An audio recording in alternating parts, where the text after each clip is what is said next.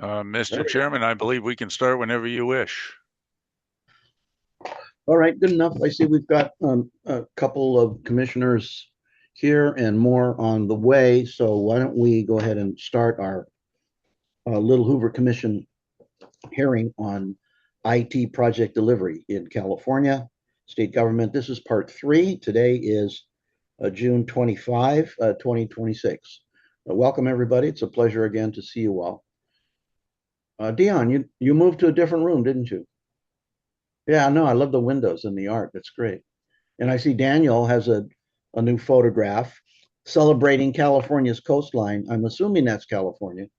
Um, but again, it's always a pleasure to see everybody. And Vice Chair Canella, of course, demonstrating his commitment to engineering and hard work, always in his office. Doesn't matter what time of day. There you go. That's right. And Mr. Byer is probably somewhere in the continental United States for a change. Good to have you all with us. So my name is Pedro Nava. I'm the chair of the Little Hoover Commission. I want to thank you all for joining us today. We're going to introduce the other commissioners who are with us on Zoom. We've got Vice Chair Anthony Canella, Commissioners Dion Aroner, David Byer, Gil Garcetti, Jose Attila Hernandez will be joining us, and always a pleasure to see Commissioner Jason Johnson. Also with us today are members of the commission staff, Executive Director Ethan Rarick, Deputy Executive Director Tamar Foster, Project Managers Crystal Beckham, and Daniel Harris McCoy, along with analysts Shara McAllister, Gibran Maciel, and Jenna Wake. We got to do a little bit of housekeeping before we start. We are live streaming today's hearing on Zoom, and we will have a public comment session at the end of our hearing. Commissioners' audio and video will remain on throughout the hearing. Commissioners, you may mute yourselves if you wish.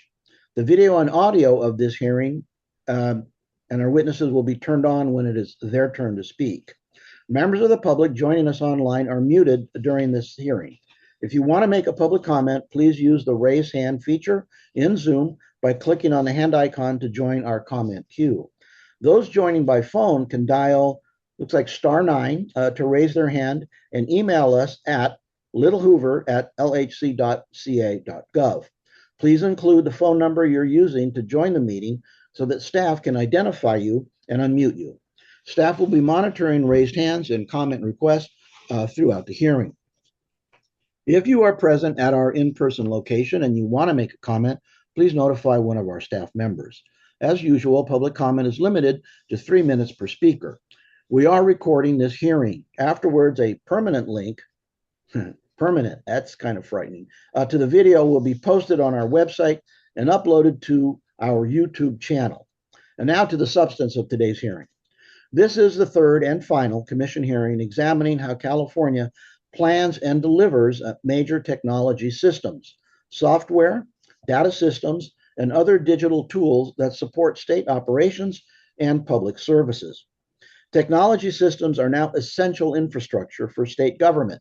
They help determine how effectively agencies deliver services, support employees, and respond to the needs of Californians. Throughout this study, the Commission has heard that while California has successfully delivered many important technology projects, the state's current approach does have problems. Large projects often involve lengthy timelines and complex processes. In previous hearings, the Commission examined these challenges from multiple perspectives. Today's hearing brings those conversations together by focusing on solutions. How California can strengthen accountability, build internal capacity, modernize procurement, and deliver technologies in ways that better serve residents and state workers. The Commission will hear from witnesses with extensive experience leading government operations and developing successful public sector technology projects. The Commission anticipates releasing a report on these matters later this year, and today's testimony will help inform that process. I want to thank Vice Chair Canella and Commissioners Johnson for their leadership on this study subcommittee. Now, again, a warning to our witnesses.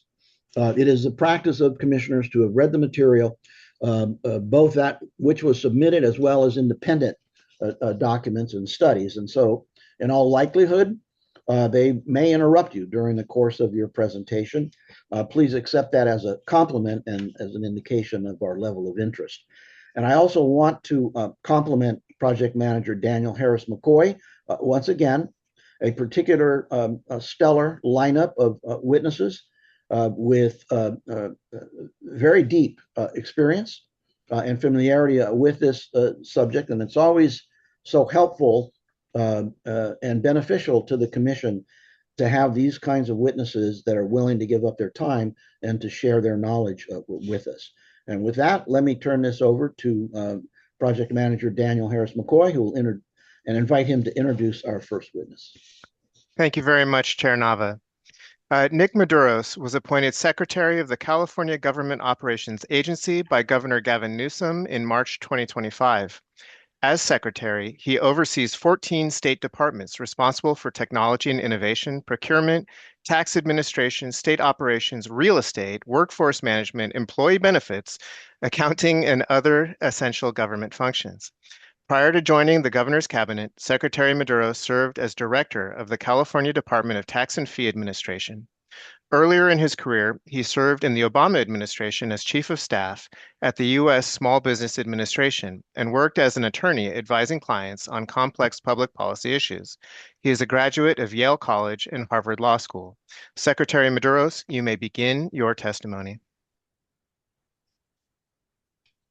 Thank you so much for having me here today. As you mentioned in that bio, I have a lot of experience at the state and federal level in trying to navigate these IT challenges. And so it's really a pleasure to be here with you. And in my current role here at GovOps, I have the privilege of working with two departments, both DGS, Department of General Services, and CDT, the California Department of Technology, which both play integral roles in procurement and IT procurement. Before I begin, I really want to take a minute to acknowledge the amazing teams across state government that are working hard to modernize IT despite all of these challenges. There really is some fantastic work going on. Just yesterday, I was over at the CHP headquarters with leaders from state and private sector IT enterprises talking about using California's mobile driver's license as a tool to improve online security, to cut off authentication costs for the state, and to improve government services. And at both CDTFA, where I used to be the director, and at FTB, which is part of the GovOps family, they've both implemented very large tax IT systems in recent years. Both of those projects have been successful. At CDTFA, there was a real culture of trying to build systems in-house to improve government service at a low cost. And so there are these successes all across state government, but why do they seem like outliers so often? So that's what I want to touch on today. First, as you've heard from some other witnesses, I know in previous hearings, we have built a system that frankly has the wrong incentives. We've confused technical compliance with actual success.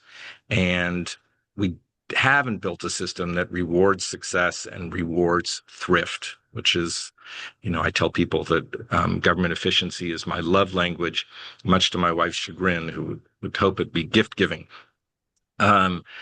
We've built this system that fosters reports over doing and blame and control over praise and oversight. And so even with today's discussion, that's why I wanted to start off by acknowledging all the good work that does go on, because I'm guilty of it too. When you're focused on fixing what ails you, you just tend to look for the flaws and miss the great work. But as I mentioned, we've gone too far in building a culture of blame and fear. So many audits, frankly, where their inconsequential findings are trumpeted as calamities or gross negligence. And conversely, successes are ignored. If you do a great job, the audit result in the state is simply no findings. That's what they tell you. Now, imagine, for those of you that have kids, imagine if this is how you parented. Your kid gets a B, and you go out and pitch a story to the school newspaper that, the headline is Susie's GPA drops, or Johnny barely passes algebra. And meanwhile, if your kids got straight A's, you wouldn't offer a word of praise. Instead, you just tell them no findings. And that's frankly how a lot of the state oversight works. there is a lot of potential for blame and not a lot of celebration of our successes.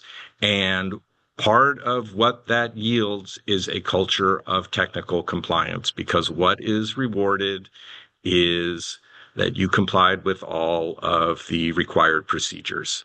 So at the end of the day, that's what we reward, even though what we don't want, what I don't care about the 2,000-page document or the completed checklist. What we actually want is the technology that works at a price that's affordable.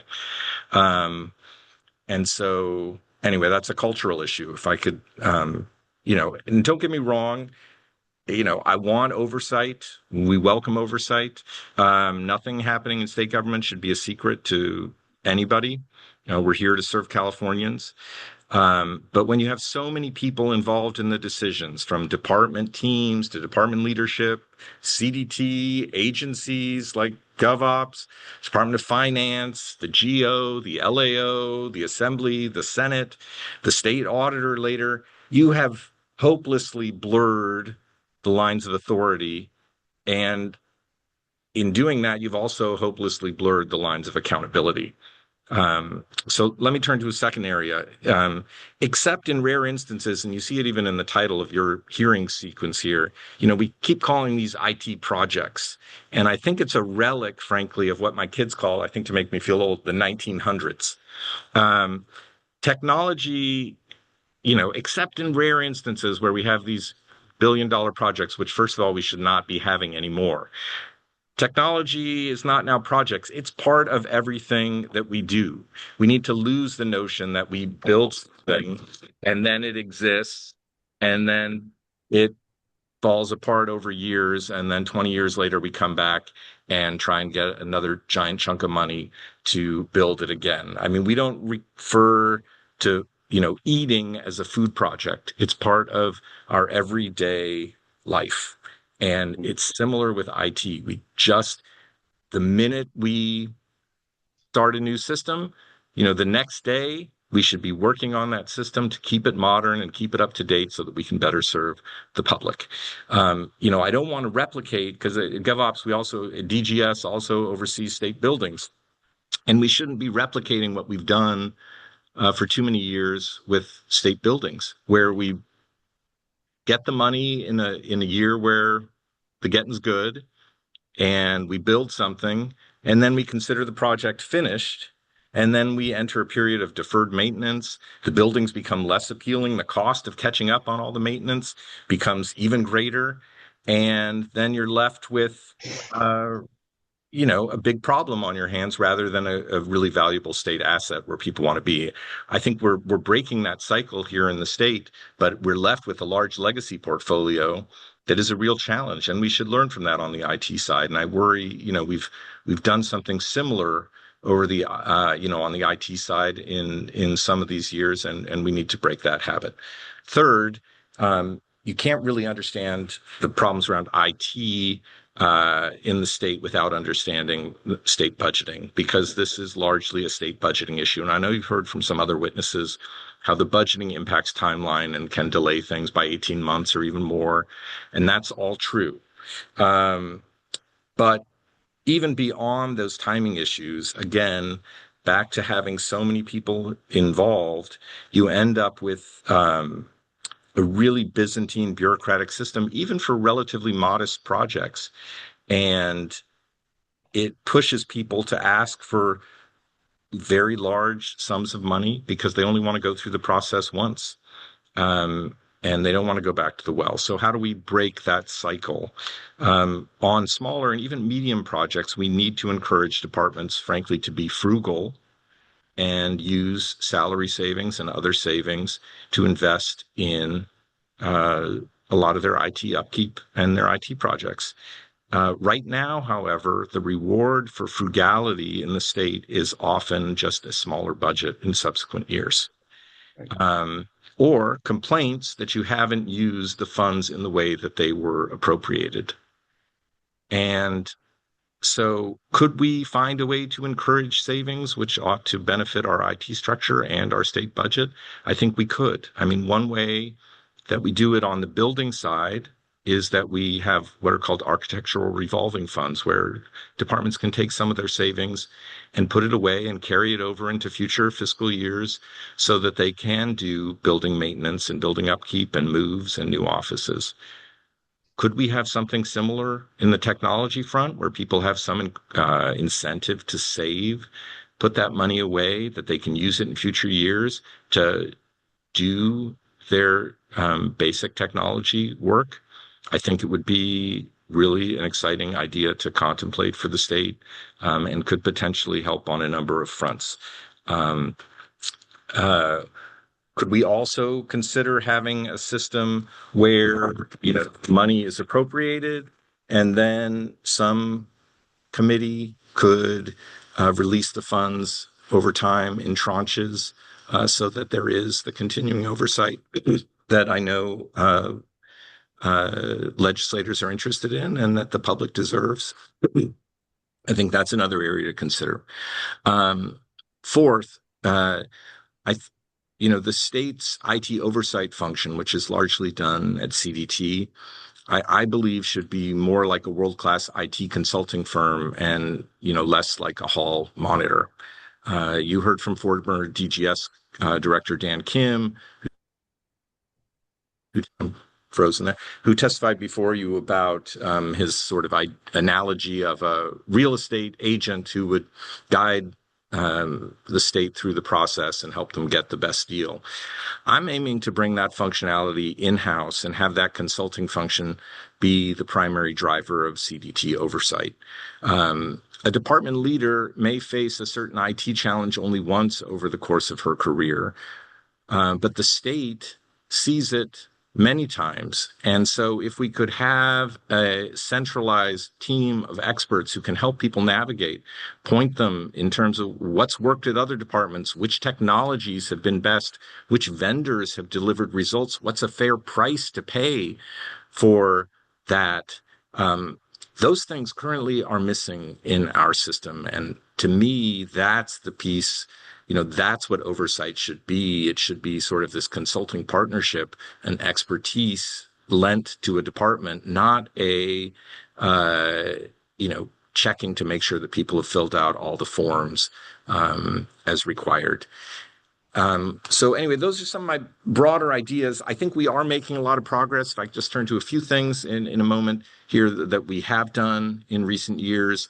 Some of which I know has also been touched on, through the creation of the Office of Data and Innovation, which was created as soon as the governor took office, through the use of challenge-based procurements like RFI Squared, holding showcases to see what the best of public and private sector technologies can do to address problems we have. We've increased delegation back to departments so that they can be more responsible and nimble in meeting their own needs. We are racing to transform this process through the governor's work, the work of my predecessor here at GovOps, Amy Tong, whom I know you've also spoken with, and many people at CDT, at DGS, at the Office of Data and Innovation. They've been leaders in this. We've also been transitioning away from the project approval lifecycle to the project delivery lifecycle. Now, as I was thinking about what I was going to say to you today, I realized we really have, the change is a lot more than one letter, and that we got to do a lot better at branding, because that does not sound like a big change to go from something called PAL to something called PDL. But there really is a change. It's a much lighter weight oversight function that allows for a lot more iteration. It moves from 75 artifacts that are required to 25, which is still too many, from 4 approvals to 2 approvals. But ultimately, in my mind, we become very process heavy and less focused on outcome. And so we need to be as flexible as we can about how we do all this. And, ultimately, we need to figure out a way for that oversight function to be one that provides real value rather than just says that's not how we do it here in the state of California. I do also think there's some real advantages to be, you all are frankly looking at this at a really opportune time, because I think Gen AI and the impact that that's having on coding and how quickly some of this can happen, I think it's really an opportune time to have this discussion, because I think that also adds another layer of possibility for us to do things more nimbly and more cheaply in a way that doesn't leave us with these very large projects that call for very large oversight, which call for, frankly, a giant bureaucracy in the state that doesn't best serve the people of California. With that, let me stop, and happy to answer any questions anyone may have. Commissioner Garcetti, please. Mr. Maduros, thank you very much for stepping forward, giving us your time. You have a very impressive resume, and you were very helpful in your comments. I can't imagine the incredible number of real difficult issues that you have to deal with on a daily basis, weekly basis, monthly basis, and an annual basis. But I want you to narrow it down. Give us what you consider to be your top 3 priorities right now, and what you are doing to address those priorities, and what is your timeline for this? Well, just around IT procurement, or in general? Because I mean, In general. in general, the top 3 priorities, as anyone who has sat through one of my staff meetings or talked to me for even more than 3 minutes, are hiring reform, procurement reform, which includes IT procurement, and building out our state's middle mile broadband network. Okay, and what are you doing for each of those 3?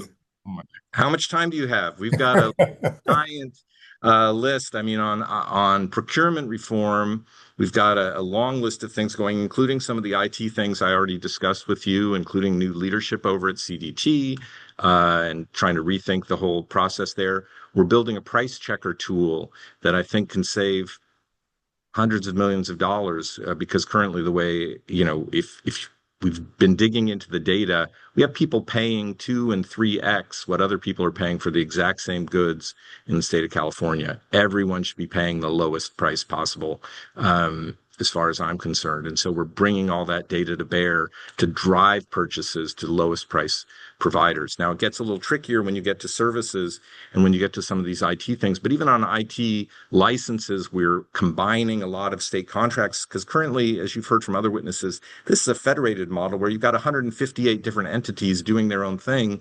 If we can pull all of that together, just like any retailer does, just like Walmart does, and really pull our purchasing power as the world's 4th or 5th, depending on the day, as the largest economy, we can really get a better deal for the people of California. So that's on the procurement piece. On the hiring piece, we have a whole host of things going, but the thing I'm most proud of so far is we've issued a new hiring guide. If you knew what the state was doing, your head would explode.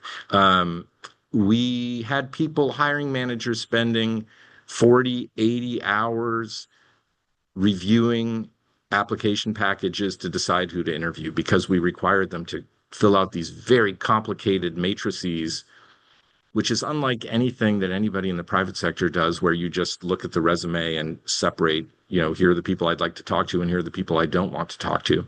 We pulled together CalHR and the State Personnel Board, both of which are part of the GovOps family, and came up with a new solution that cuts the time to do that by 85%. So, and then on MMBI, we're racing to get this system. A big chunk is going live next month, where we'll provide low-cost internet middle mile service to all 58 counties, to underserved parts of the state where commercial enterprises have not gone because it was not profitable. And so it was a project that has had some troubles, but we've got it back on track, and we turned on the first leg of that maybe 2 months ago down in Bishop, California, and we're turning on a few thousand miles of it, I believe. I'm not sure the exact length, that runs from the Bay Area all the way down to LA, and then back up the eastern part of the state all the way to the Oregon border, and that'll turn on in July. And then we'll keep building for the next year or so.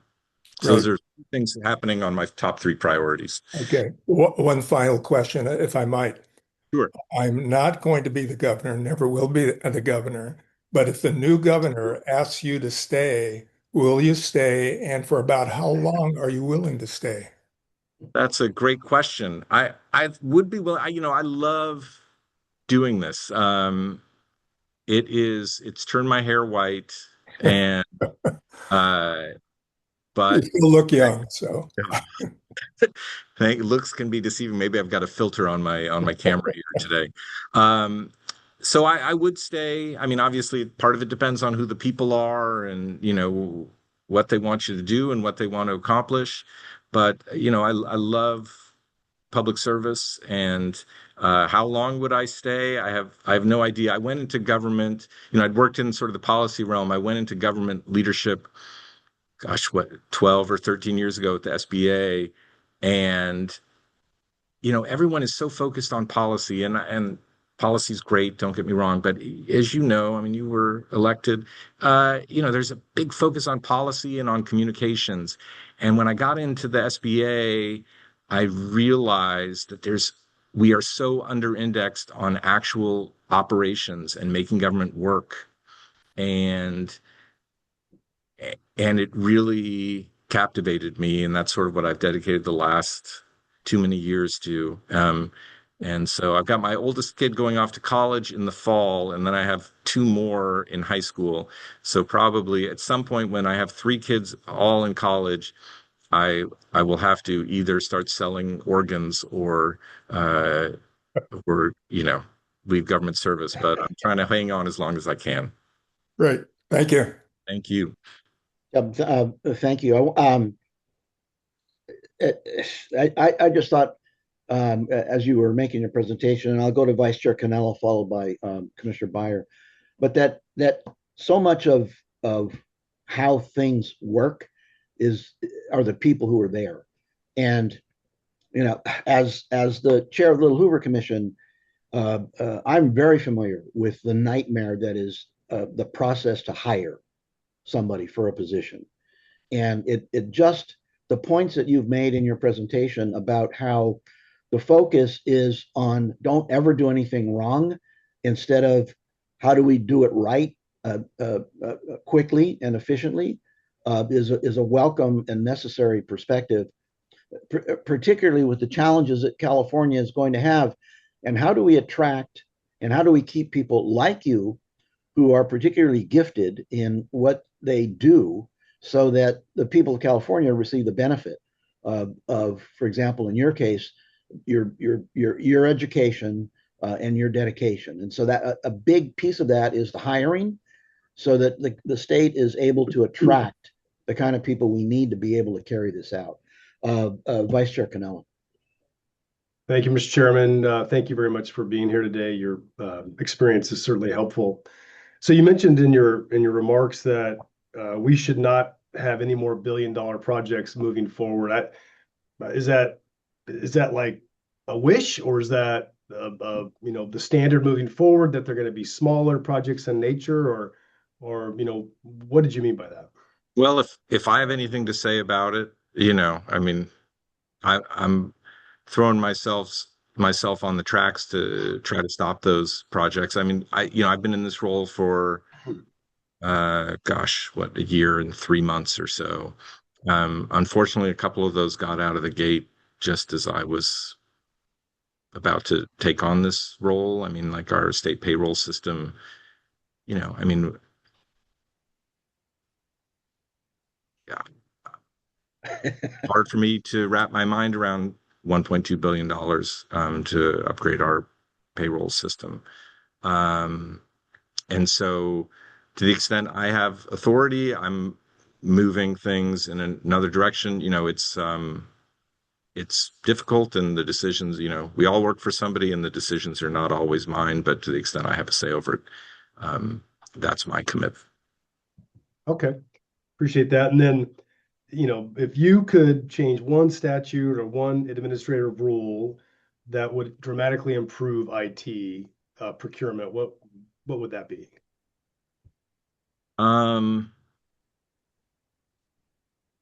Gosh, let me give you a couple examples. I mean, one, we've got some state required terms and conditions that we can't seem to get out of, that we require that a lot of contractors, a lot of companies won't agree to. And so either we forego working with them, or we or they find resellers who contract with the state, and we just pay a vig in order to get people who will sign our terms and conditions. Now, strangely to me, one of the most objected to terms and conditions is sort of an unlimited indemnification of the state. And so you have large companies who obviously don't want to sign on for unlimited indemnification. So they find a reseller, some small company in Rancho Cordova, that will sign saying they will provide unlimited indemnification to the state. They have zero assets. So for zero protection for the state taxpayer, we end up paying a 10% premium. Why? Mhm. So that's one example of how strange the system can be. Two, I think, gosh, there's so many. The federal government has a system of sort of Schedule B appointments, which provide some temporary path into government. You know, when I grew up in Stockton, but then I spent 25 years working in Washington, D.C. almost before I came out here to run CDTFA. And, you know, there is this culture there of bringing, you know, I mean, not that I was among them, but bringing the most talented people from all around the country to go do a stint in government for a little bit and then move on. And I expected something similar here in the state. And we really, you know, we get great people, but they come and they stay, you know, they get hired out of school and they stay till retirement frequently. And even though we're 60 miles from the heart of the world's technology industry, there's precious little overlap. And so I'd love to figure out a way to be able to harness some of that talent over the shorter term. And I think ODI was meant, Office of Data and Innovation was meant to sort of be that, to be the U.S. Digital Service of California, with having a lot of appointees. It hasn't quite worked out. I mean, it's been great, but it hasn't quite worked out in terms of providing that easy pathway. And I think if we could figure out a way to tap more into that talent, we'd all be better served. So those are a couple ideas, but these are, you can, I hope, tell even over video, like I'm super passionate about this, and I've got I welcome any of you to call me anytime. I'll talk your ear off with different ideas that we're trying to make happen.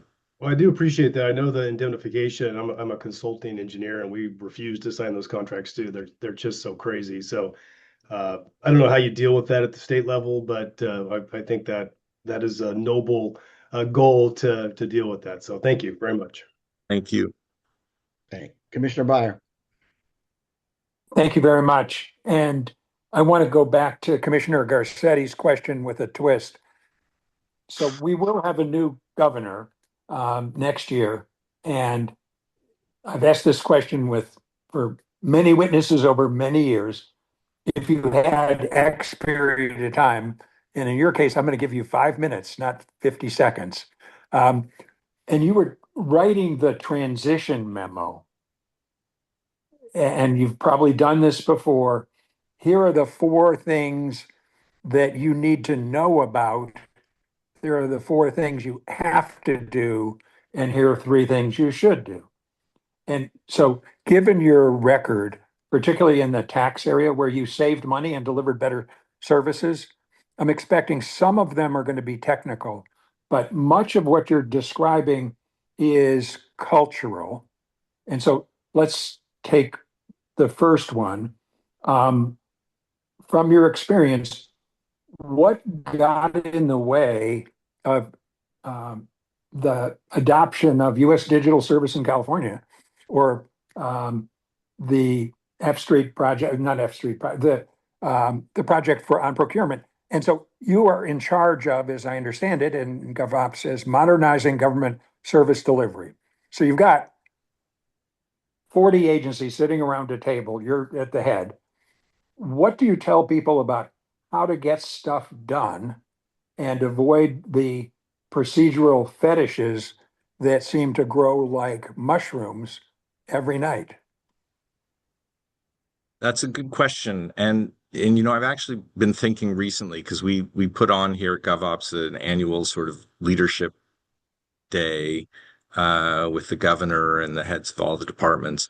But there is something in between that sort of leadership level and tricks for, I don't know, want to call them tricks, but like how to better navigate the state system to achieve results that I don't know we do enough of, and sort of multiplying what works. I mean, let me give you one example of the kind of thing I'm talking about, and then I'd love ideas about how to train people in how to do this. But one of the issues, at CDTFA, we were typically over $100 million under budget when I was there, and we cut the cost of collecting a dollar of revenue by about 25% over the course of my tenure. And if you look at the data, certain team members perform, have outputs a lot higher than others. 3 times as much work output, 5 times as much work output. It's not unusual to see. We also have a system, a budgeting system again, and many of you were in the legislature, where the budgeting is done by position. We are as far away from zero-based budgeting as one could possibly be. When I showed up at the state and they said, okay, we're going to go over the budget this first year, and they showed me a few BCPs. I was like, well, this isn't a budget. And the budget is basically driven by salaries of specific positions that are allocated and stay on your books until they're changed. So we've got positions that were there for 40 years, and so we keep drawing the salary. And all of you have worked lots of places. The business output doesn't remain the same for 40 years. And so there are a few things that results in. One, you've got people who are waiting, even really talented people who can't get promoted because they're waiting for somebody to retire or pass away or move on because of the way the classifications and positions are drawn. Which is no way to run an enterprise just like in the auditing front that I was talking about, if you can't reward your high performers, you're sunk. And what happens then is that to get raises, which everybody wants, they move jobs constantly.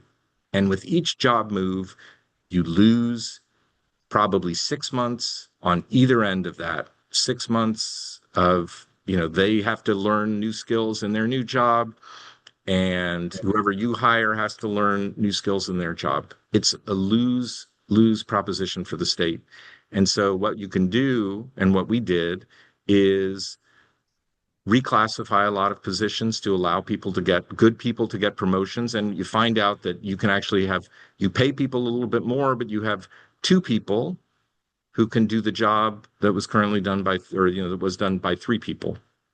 And you end up saving a ton of money, both in salary and in benefits and pension costs over the long term. So there are things like that are different ways of viewing the state system and navigating the state system that abide by all the rules, that are frankly great for the state team because it allows a lot more promotional opportunities than we typically have, but they're underutilized across state government. And so I've been trying to think about how do we train people on that, because it's not really a policy, it's not really a mandated path.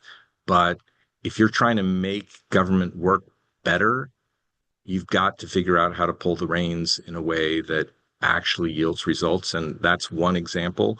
And there are a lot more of those kinds of things but we don't do well enough at knowledge sharing because it is very federated and everybody's got a day job, and we got to figure out how to do that. Anyway, I'm sorry, that's a long-winded answer, and No, it doesn't get to. no, that's fine. So I would urge you to write down as many things that you want the new governor to do, and then to prioritize which ones are important enough that because it's going to be a he, should pay attention to, and who's responsible for their execution. If they all go to you, that's a mistake, not because you're the flawed person, but because a sense of reform has to permeate the entirety of the incoming governor's cabinet. So let me shift to the governor's executive order on, on artificial intelligence. Mhm. There are some, uh, we, Little Hoover, we're proud of our role in writing a report, of which were adopted by the governor. Could you use that as an example of how to quickly adopt a new technology using different tools? For example, um, essentially certified the safe to do business with category of people or companies, which seems different from the torturous process that has been used for the large bend metal IT projects of the past. So, what can we learn from what you're responsible for implementing on the executive order, reforms you embedded there that could apply more broadly to IT? That's a great question. There are some legal and constitutional issues around procurement in terms, we're trying to accomplish, frankly, too many things. I mean, if you listen to Ezra Klein and he talks about everything bagel liberalism, there is more than a hint of truth in that. And procurement's an example of that, where, there are more rules than on sort of executive order and just deeming a company like as a good actor, which is a little more nebulous, and we don't have quite the guardrails around. Because we're trying to get both the lowest price, it's got to be a fair and open process. I mean, we have this system that requires, opening sealed bids in public in order to assure we're getting the best price. I mean, it dates back to the early 1900s when, the biggest retailer was the Sears Roebuck catalog. And now we've all got pricing information on our phones that is infinitely more detailed. Like, we don't need all of those processes in order to assure we're getting a fair price. So we'd have to change some of the rules there in legislation, but we do have some hints of what's possible with like code section 6611, which allows DGS and CDT to directly negotiate with some vendors or with vendors.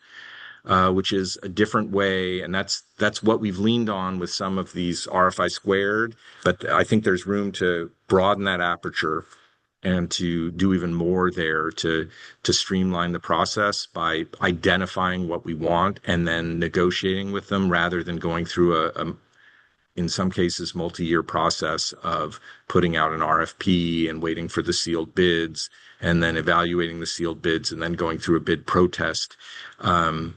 But um, but it's not quite as simple as in the EO context. So can you give us a little more flavor on the executive order and its relationship to procurement reform in the IT space? Um,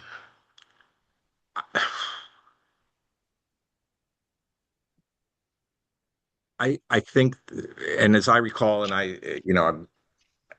I'm involved in the executive order and was just in some meetings, but I've got, as somebody else mentioned, 13 plus departments here. So I I might have to get back to you in the details, but there's a sort of self-certification piece, and then us coming up with some standards. It doesn't implicate, as far as I recall, our strict procurement guidelines, because I believe we're just accepting a self-certification on many of the standards in the most recent EO.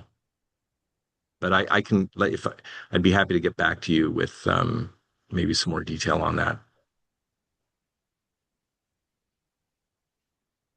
I think Byers frozen. Thank you. Oh, there it goes. All right. I appreciate it. Commissioner Aroner.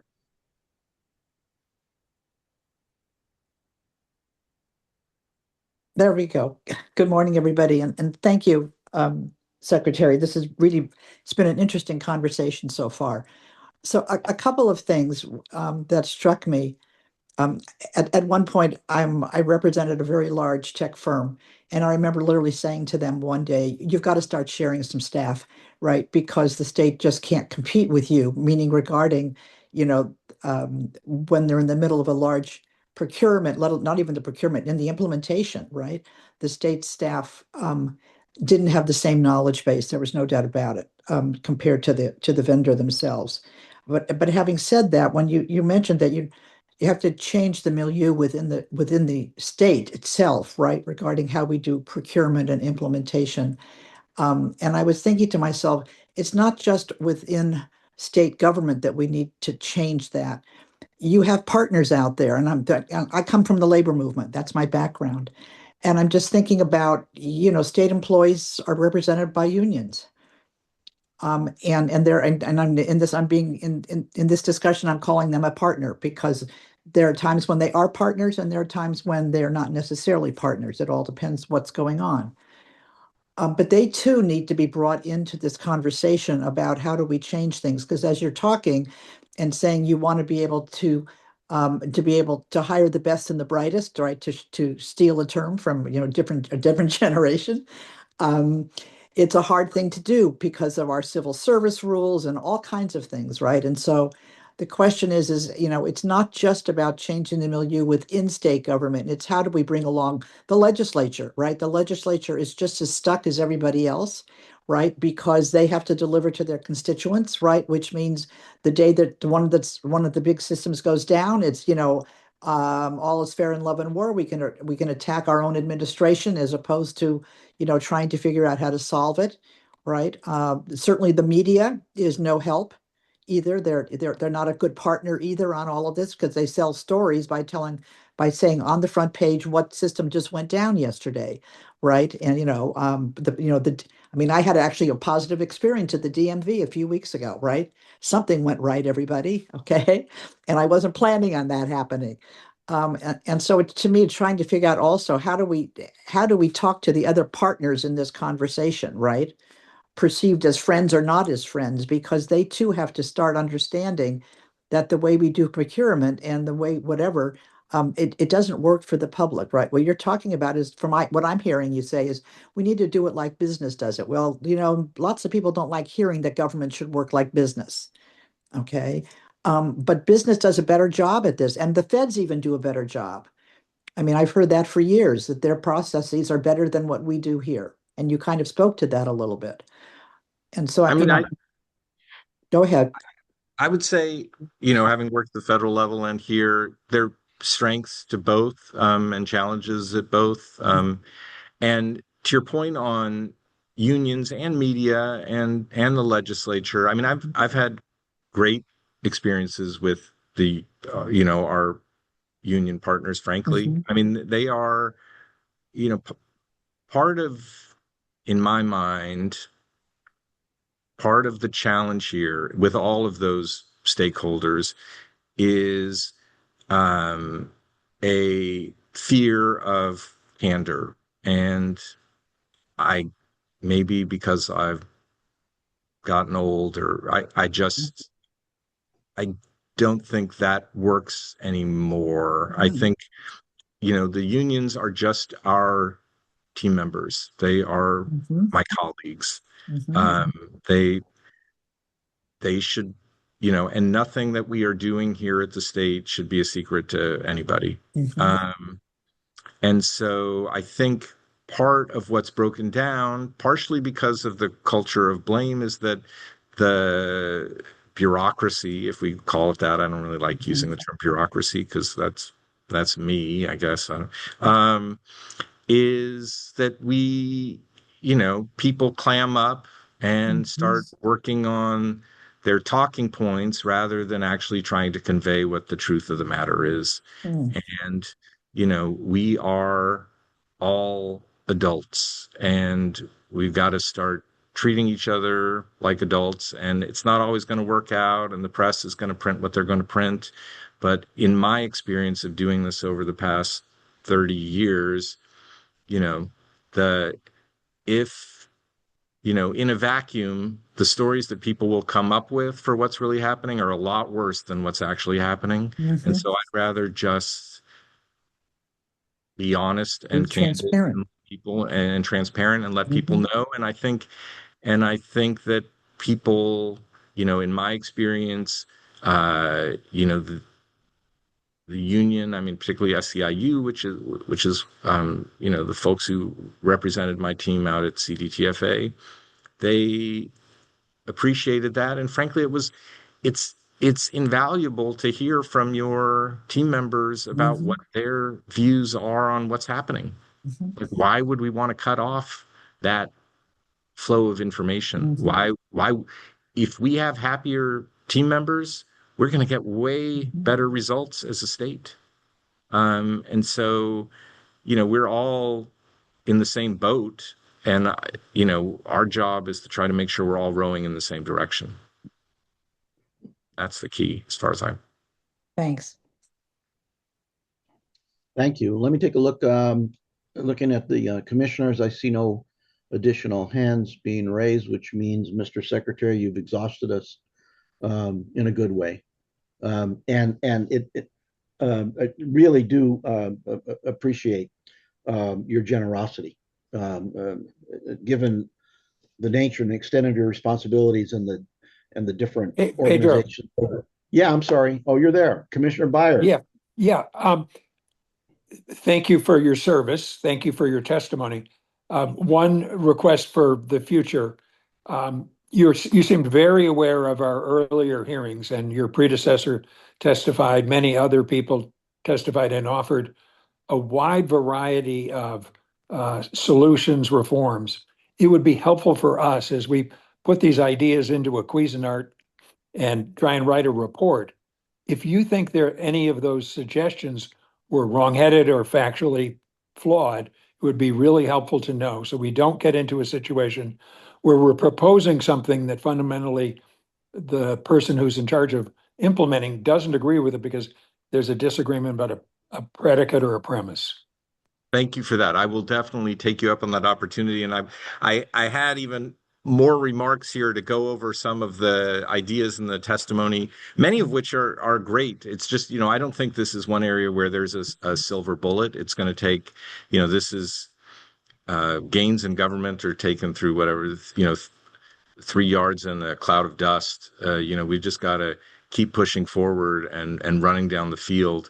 So, I don't know that any of them are magic bullets, but I didn't hear any that are also terrible ideas. But I will be happy to get back to you on the AI issue and on that. I'd love the opportunity to share with you before you all write your report.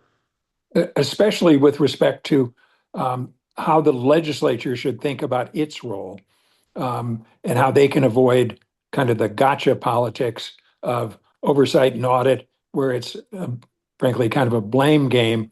Sometimes the blame should be publicly highlighted, but in some cases it becomes part of the procedural morass that you've described.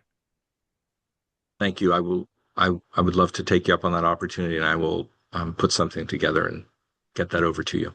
Thank you. Thank you. Thank you, Mr. Secretary. Thank you for your testimony. Thank you all. Let me turn back to Daniel. Thank you, Mr. Chairman. Our next witness is Rob Lloyd, who serves as president of the Center for Digital Government, a national nonpartisan research and advisory institute that helps state and local governments modernize service and adopt emerging technologies. He also leads the Center for Public Sector AI, which supports responsible and effective use of artificial intelligence in government. He previously served as Chief Technology Officer for the City of Seattle, where he led a 600-person technology organization supporting citywide services, and as Chief Information Officer and Deputy City Manager for Transportation, Aviation, and Technology for the City of San Jose. He and his teams have earned numerous national awards for innovation and operational excellence. He holds a BA from Beloit College and an MBA from the University of Colorado, Colorado Springs. Mr. Lloyd, you may begin your testimony. Thanks, Daniel. And thank you, commissioners, and to the Secretary for his comments, and for, I think, as someone said, wearing you down So it's genuinely gratifying to be with you and to contribute to your efforts. Your topic is one I take seriously because the stakes are so meaningful. I say for organizations, what we do is who we are. The change that we invest in is who we're trying to be. And that aspiration is important. But every time that a project misses the mark, there's a person on the other side of that gap. A park that didn't happen, or a foster care or education program that's not going to be funded, or infrastructure and business support that's not going to exist. And that's not abstraction, that's accountability and trust that either accrues or a deficit that's created. And so I've spent 25 years in leading technology and operations in government. And as a CIO or deputy city manager for San Jose, or as a CTO for Seattle, or executive director for the Center for Digital Government, that direct accountability for staff and for thousands of people or for total budgets, that responsibility means something. And while you have more, wins than misses, it also teaches lessons. And so these comments come to you as things that are hard won. I think the most recent thing I can create an analog for is recovering $135 million worth of failing projects for the city of Seattle, where the mayor and council and department said, we need your help. And I've also canceled projects when they couldn't be saved, have worked the 16-hour days in the recovery mode and experienced even some of the blame and grudges you talked about in the previous testimony. So I've spent a lot of time talking about why. So next slide. I think the data are pretty consistent and compelling. Businesses and governments are systemically poor at project delivery on a consistent basis. And there's quite a bit of research on this, but I think the most compelling research is Oxford professors Bent Fluteberg, his study of over 16,000 projects over 136 countries. And that shows 8.5% of projects actually come in on time and on budget. And of that, only 0.5% were on time, on budget, and on scope with those promised benefits. Technology projects, even worse.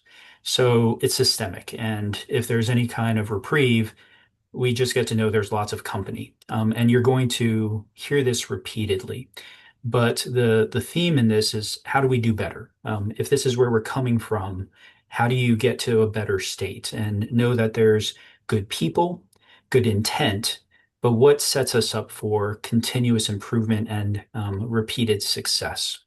So let me start with what I think is the most underappreciated truth in government and project execution, and that is appreciating that it's a team sport, but we keep trying to play it like individual ones. And there's this old Standish Group study of 50,000 IT projects across 1,000 organizations, and they identified three top success factors. And this is back when I was in grad school. They weren't technology budget. They weren't the infrastructure that you're using. It wasn't dashboards and monitoring and audits. It was actually user involvement, the support that the project received, and clear requirements. So people, alignment, and clarity. Everything else beyond that was downstream. Next slide. And so what that means in practice for us to take from that is every project needs a sponsor who's visibly committed and actively removes barriers. And I think you're going to hear that. They can't just be a name and title on a charter. They need to understand and be part of it. And that skin in the game matters. You need a product owner who owns the outcomes, not just dreams of a product or feature. The project manager has to run the processes and escalate the options and teach the team sport, not just track tasks and assign blame when things stall. The functional and technical leads have to have the expertise and act quickly and precisely. And when the team is unfocused and misaligned, when a single stakeholder is allowed to block or distort progress without accountability, we see how things steer towards failure and have those indicators pretty quickly. The practice I've used for almost 20 years steers on just three clear words that we build right from the beginning: clarity, commitment, urgency. Are we completely clear what we're trying to do? Is this the right thing that we want to do now? Can we do it in 12 to 24 months? Are we chunking it up? Is the cost controlled? And when we've built all three things in place from the project launch and then work to keep those things in place, the project success rates I've had are over 70%, and we can keep that running for an organization. But notice also how much of that means we do the work before the expensive activity begins. And we may have terrific people, but flawed processes always win. And projects don't go wrong as much as they start wrong. So that brings me to procurement. And it's kind of funny that so much of the conversation centered on that earlier, because it is where governments set conditions for so much of what follows. An observation is governments so often write RFPs that reward name recognition and resume depth and risk transference, and they're based on fear. And a lot of our procurement rules came from World War II and when we were buying bullets and helmets and boots and tanks. But an observation is that we get an A team for the pitch, the C team for the engagement, and then a very capable contracts team and an A team for the contract disputes. But the incentive structure in traditional procurement practically guarantees the outcomes we get, and the numbers reinforce this. So the questions we should be asking with our vendor partners aren't about qualifications, they're about structuring for success and the track record of that success. So how many contracts have you canceled or had canceled? Why? The average change orders and the rate and the cost. What does your project approach do so that we both can minimize those cancellations and contract orders? So that incremental approval process and improvements. How do we build gate and commitments and team continuity into a delivery model for shared success? And how does the staffing plan transition the agency from project mode to when it's done self-sufficient operations? Or is building long-term dependence a part of your model? Maybe that's needed for an appropriate amount of time, but let's be clear. And procurement is planning. The RFP is where we set so many conditions for success or failure. And if we don't get those questions right and build the time horizons to match how government works, best at the front end, no one gets to be surprised by the answers and the failure experience at the end. I'd also add contracts need gates, not just milestones. Payment releases should be tied to accepted deliverables, not activity flow. Some payments can be retained without full acceptance, and they should be. And when major gates fail, work should stop. And when a vendor changes key staff, the replacement required should be approved. Equal or better, no exceptions. And great vendor partners don't actually want exceptions and the problems in that process. They want solid teams and cultures that keep projects running to successful outcomes on both sides. And those conditions are signals that speak about approach and ability. Next slide. So here's the thread that runs through all of it. Most government organizations have created cultures that punish rather than build to succeed. And I think this is consistent with what the secretary said. Green means we're on track, which is code for we don't want to have hard conversations. By the time a project officially turns red, it's likely that it's been quietly failing for months. The fix is governance and culture, where red means help is coming. Make sure this is your standard. You want red to be honest. You want red to be help when you need it. And senior attention and resources and problem solving is not blame. So reprimands are for concealment, not for candor. And it's a pattern of issues that are non-addressed that gets reprimand, because that's what data have shown is our path to failure. Our aim is a culture that builds exceptional execution capability over time and keeps on improving. And that should be something that keeps on being asserted. There is an example I'll give you is the GAO at the federal level has right now, if you want to go look, on its high risk list, I pulled this up, since 2015, over 460 implemented recommendations. It's 2026, and that problem isn't a shortage of audits nor blame. It's not awareness or a take on how to fix things. It's just absence of a culture that acts. And we have to ask, what is the price of that? So last slide. This commission is in a position to help change that culture and maybe the incentive structure, not by micromanaging agencies, but by asking the right questions and establishing the expectations. That would lead to a better outcome and set of outcomes for Californians. And the work this body does matter. And I thank you for your efforts. And with that, how might I be most helpful to the commission? Yeah, thank you. I see Commissioner Byer followed by Vice Chair Cannell. Thank you for your testimony. We all have different life experiences. One of mine was working in a company that was run by a former nuclear sub-captain. And we had an episode where there was mold in the factory for our most important product. I figured the guy who was in charge was going to be fired. I was wrong. A team was sent in to find out why it happened and to fix it.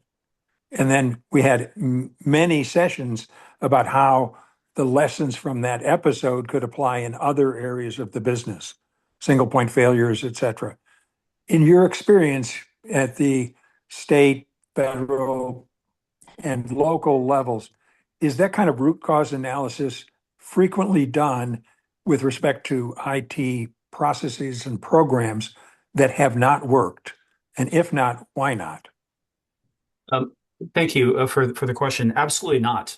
So one of the things I've always had to do in the places I've gone is set that culture up front, which is we want the honest reporting. It's going to be part of our rhythm. And when you need help, you need to say it, and we're going to give it to you, and then we're going to learn. And we're going to take those sets of lessons into the organization because these are some of our most valuable things, are what we learn from the errors that we've taken from our work, and how do we make sure. And here's the three lessons to kind of put it more into a simple answer: own it, fix it, make sure it doesn't happen again. And if we can keep on building and stacking that, how powerful is our organization? But the simple and honest truth is, everywhere I've been, the red gets you in trouble. And so people have a lot of practices of avoiding that or making it someone else's fault. And so much failure comes from that loop. And so you very early, as the CIO or CTO or deputy city manager, have to get people out of that practice and get that safety there. But San Jose, we had a 7% project success rate. Seattle was less than a 10% success rate. State of Colorado was in the teens. To your question, there's a lot, Commissioner, that goes with creating a culture and a set of processes that learns. So when our previous hearing, we heard from Jen Palka, who you know and who's written widely about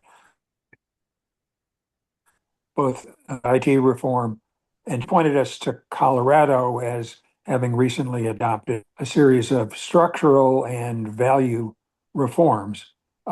One, do you agree? Two, what is it about Colorado that's special?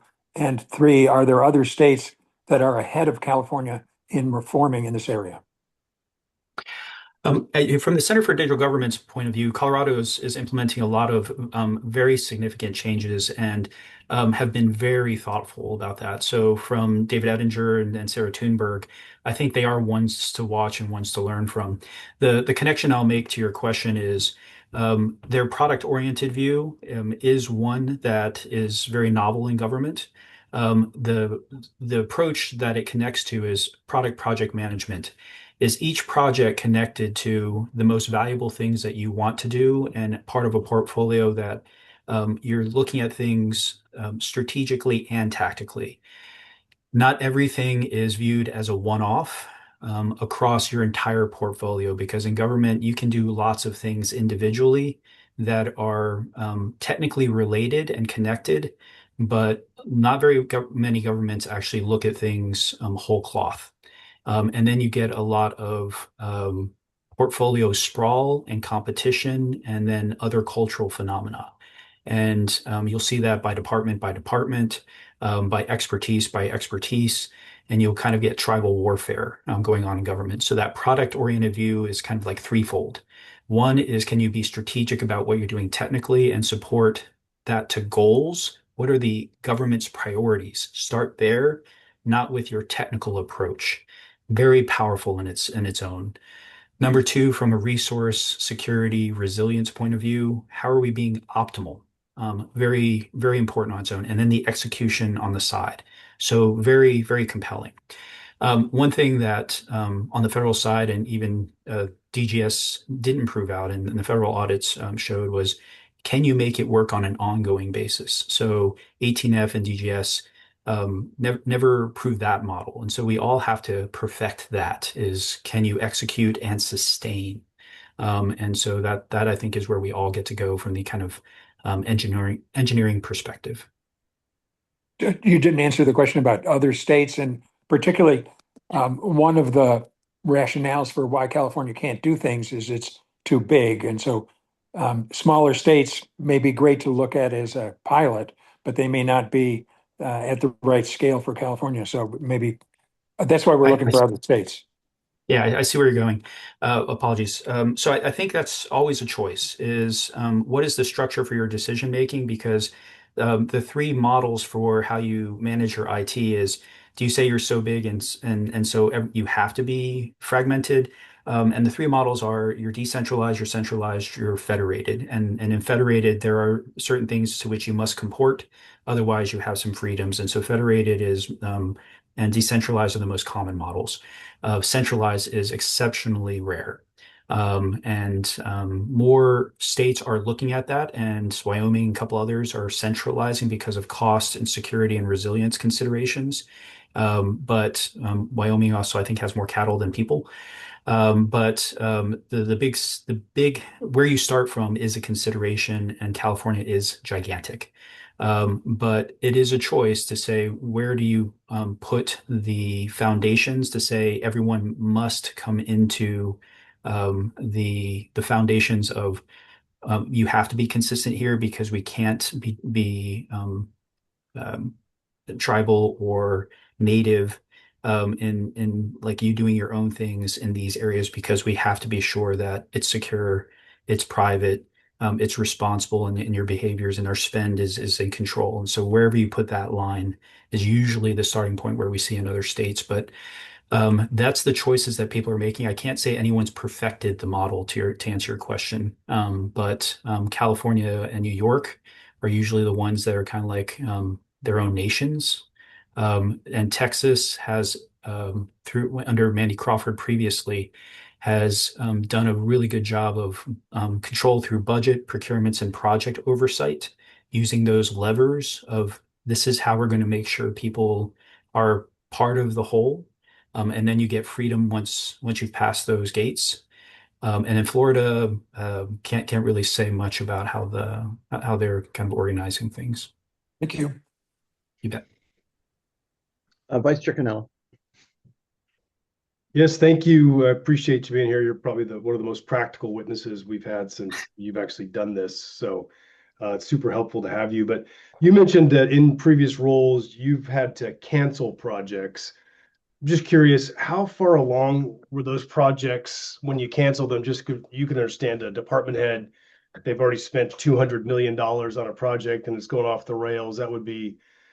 They would take a lot of risk canceling it. So how far were the projects along when you canceled them, and what kind of blowback did you get for that? I've canceled them early. I've canceled them late, and so much like in the final delivery stage because some disputes came up with the vendor and they were just kind of avoiding them and just stacking them up and saying if we don't have agreement on these, you're actually not as close as you've been reporting, and these are gigantic. So unless you can get to terms on these, we have to cancel.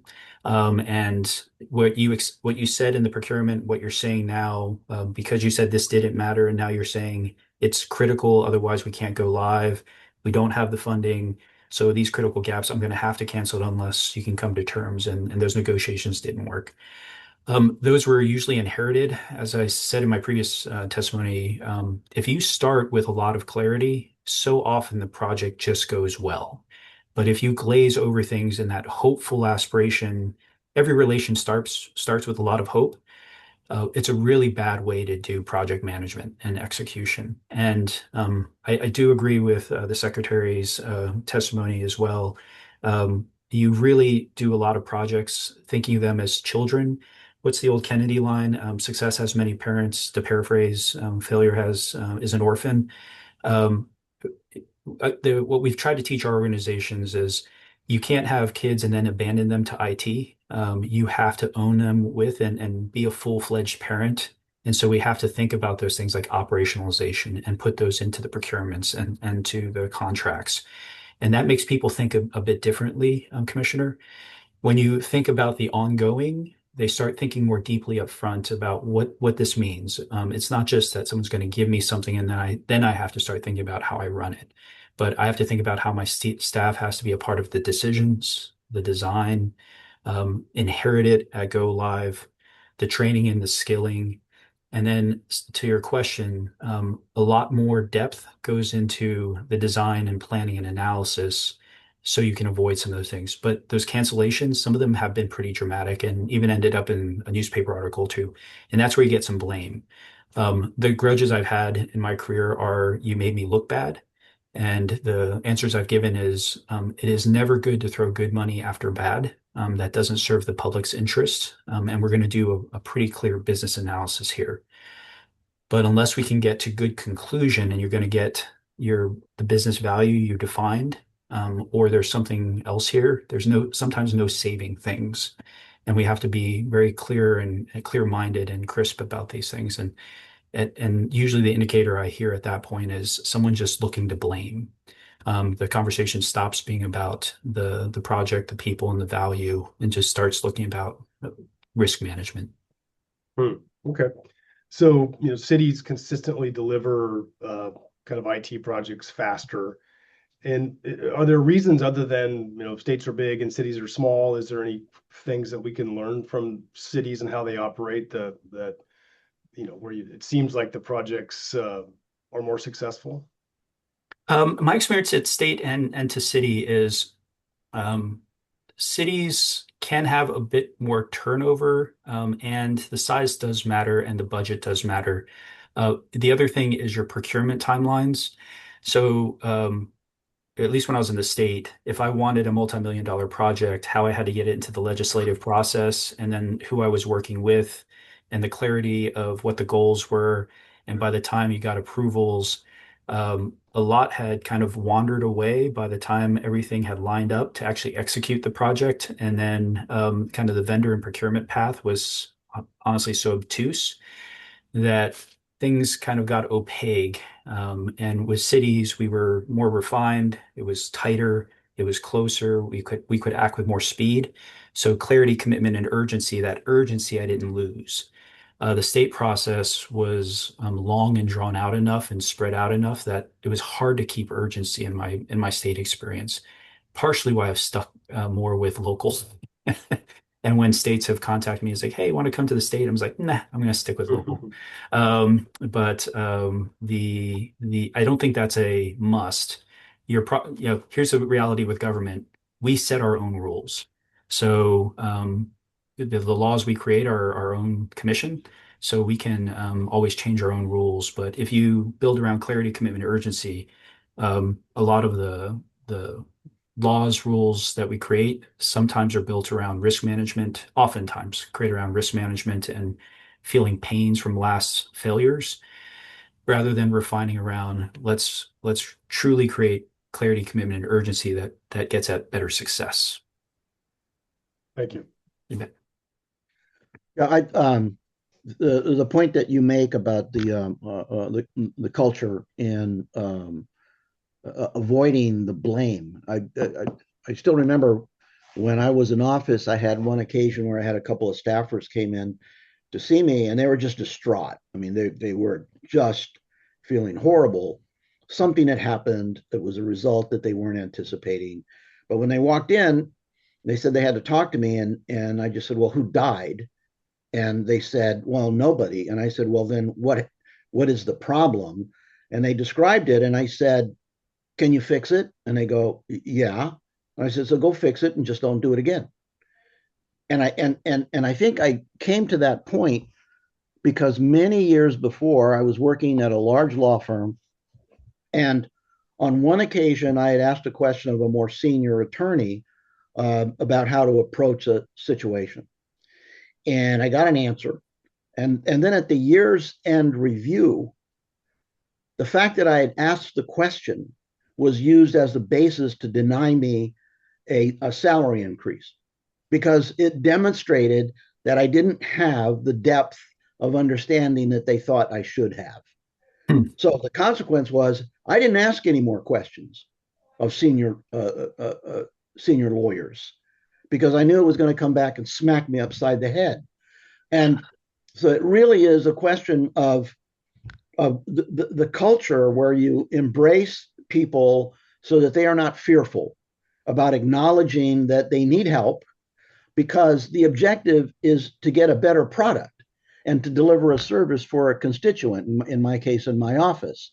And it makes such a difference in the entire atmosphere of an operation if your staff knows that they're not going to be punished for asking questions, that they're going to be rewarded because it demonstrates that they have an interest, that they want to improve, that they want to deliver a better product.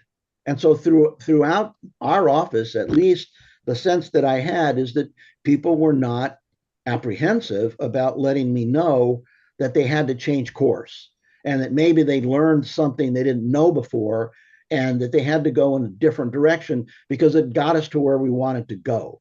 And I think it is important to not be dogmatic about the process if your objective is the result, right? You need to get to the place you want to get, and it doesn't really matter how you get there, provided that it's legal, right? So you're not committing a crime. Yeah. But Sheriff, if I can reinforce, when we had the Smart Cities and Service Improvements Committee in San Jose, we did go from that sub 10 project success rate to over 80. And the committee would say, and this is council members, this is amazing. We love that we've seen this improvement. We had a great relationship with the city auditor, and we had an agreement with the city auditor. We're both after the city getting better. The project success rate, the value delivery is our mutual goal, not the gotcha moments, not getting in the paper. And that's a shared lift. And what staff got to hear is at the dais, what needs are here to help this be successful, not who do I have to yell at. And so that's the nail it, scale it. That's the we're here to help our people. That's the culture of Silicon Valley. How do we learn, fail fast, fail forward, and then take that lesson into getting better? And so you can get a lot of value and service improvement. We were the leanest big city in the country, for example, but the safest. And we did AI work in 2017, 2018 that created language translation and public safety improvements and transportation improvements. You can do tremendous things when you create that culture instead, to your point. Yeah, absolutely. Looking at the commissioners, any further questions, comments? Not going once, going twice. Okay. Thank you very much, Mr. Lloyd. Appreciate it. Thank you. Good luck in all your work. Back to Daniel. Thank you, Mr. Chairman. Jen Leech is co-founder and CEO of Truss, a digital services firm specializing in modernizing government technology. Truss has worked on some of the most consequential technology projects in recent federal history, including the 2013 rescue of healthcare.gov and most recently, the IRS Direct File program, which delivered a free direct tax filing experience to the American public. Leech spent her early career building products at every level of the technology stack, from user-facing applications down to silicon chips, before co-founding Truss in 2012. She holds a degree in computer engineering from UC Santa Cruz, awarded with highest honors. Also testifying is Mazdak Atighi, who serves as Director of Engineering at Truss. Atighi led IT for a boutique investment firm in San Mateo for a decade, then returned to hands-on coding in fintech before coming to civic tech nearly a decade ago. He is most proud of his work on IRS Direct File, first as an engineer and then as the lead for Truss, where he had the pleasure of working alongside California's new CIO, Chris Given. He holds degrees in philosophy from Northwestern University and Boston College. Ms. Leech and Mr. Atighi, you may begin your testimony. Thank you so much, Daniel. And it's such a pleasure to talk to you all today. I'm thrilled that you're undertaking this investigation. And I am honored to be invited to testify. Um, a couple of things just by way of introduction. We are based in California, and as Daniel mentioned, we are a vendor serving federal and state governments. You mentioned that our healthcare.gov recovery effort work, as well as the IRS direct file work. Some other things that are maybe of interest. One is that you heard about the Colorado digital service effort that Jen Polka mentioned at previous testimony. And we've actually just been selected as a vendor to collaborate with the Colorado Digital Service on their upcoming work that they're doing on benefits transformation, which we're thrilled to embark on that work.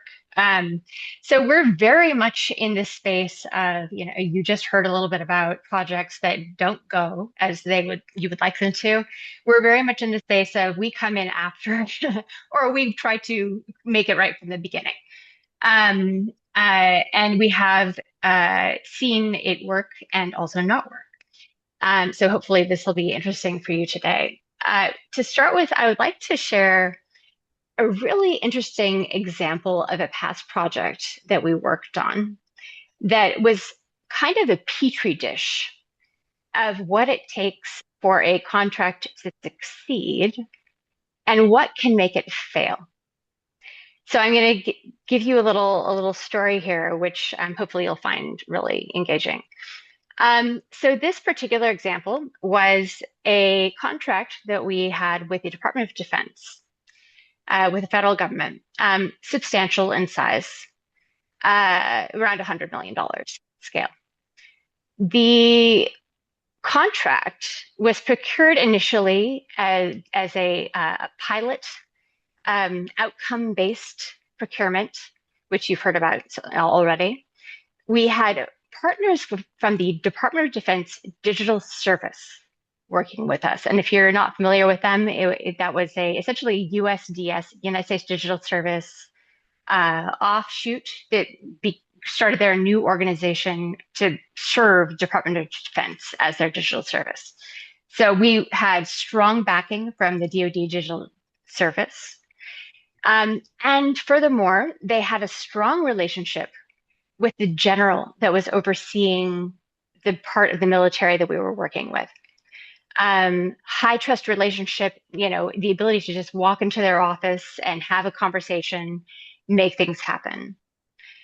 And in the first couple years of this project, in that system, we were able to take what had been a 3-month calendar time, 90-hour wall clock time process that involved a lot of paperwork, fax machines, people doing things by hand, and turned it into a 10-minute process that people could do on their phone, which was, by any technical standard would be deemed as a success. And in fact, it was deemed as a success. The pilot was judged successful. We had a set of test users in real life that we were working with. And we moved into kind of a more production kind of environment. Now, this is a really interesting inflection point. When we moved into this post-pilot phase, the DoD Digital Service decided that it was so successful that they could step away. And as we were heading towards that transition point, we talked to them about, well, who are the folks inside of the DoD department we're working with who are going to advocate and understand what makes a successful project? And they said, well, we'll try to hire some people in. They weren't able to do that before they stepped out. And then, as happens in the military, the general overseeing this department changed. So we lost our technical experts inside of the agency, and we lost our stakeholder advocate who was overseeing the work.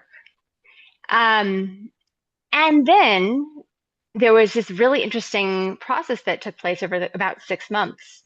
We've talked about culture and how the work, what people are used to, is often what ends up happening. Mhm. And what happened here is that culture hit us like a tidal wave.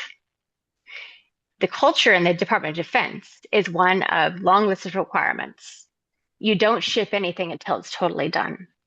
You always are watching your back. You're worried about somebody saying something was bad or wrong. So you don't show any work as is being done. There's no iterative delivery.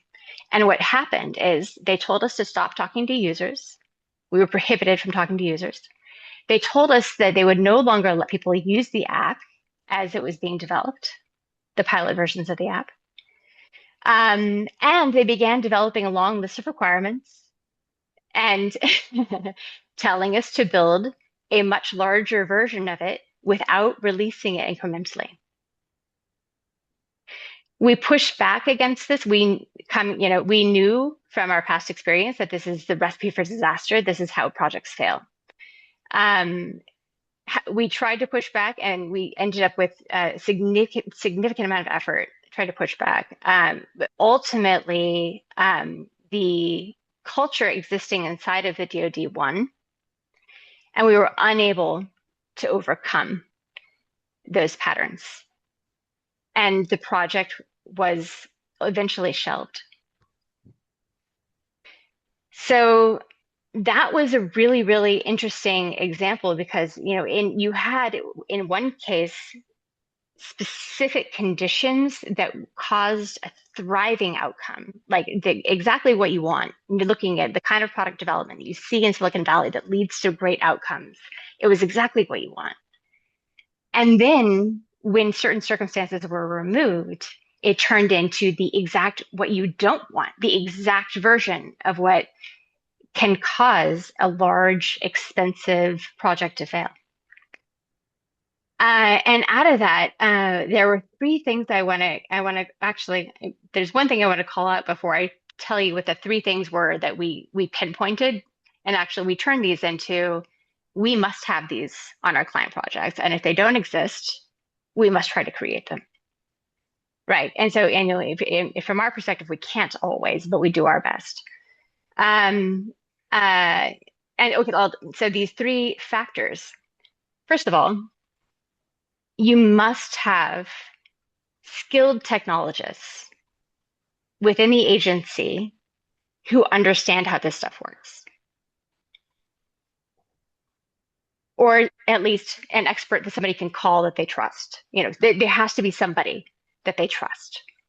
Secondly, you have to have an empowered stakeholder who is mission aligned and wants to work with these trusted experts. And thirdly,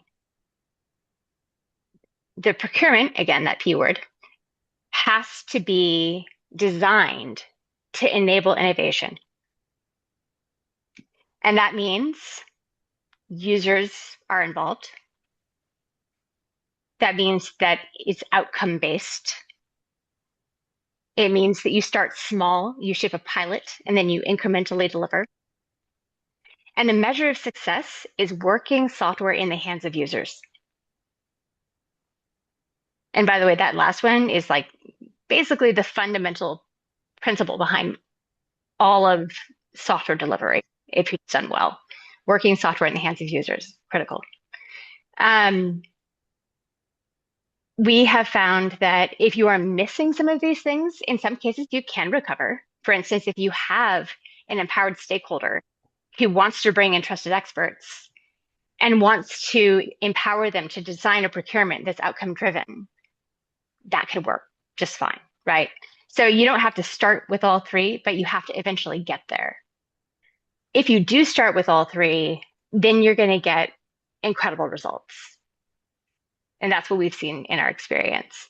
One thing I want to add to this is that now in the age of artificial intelligence, this is, the thing that people are kind of like grappling with.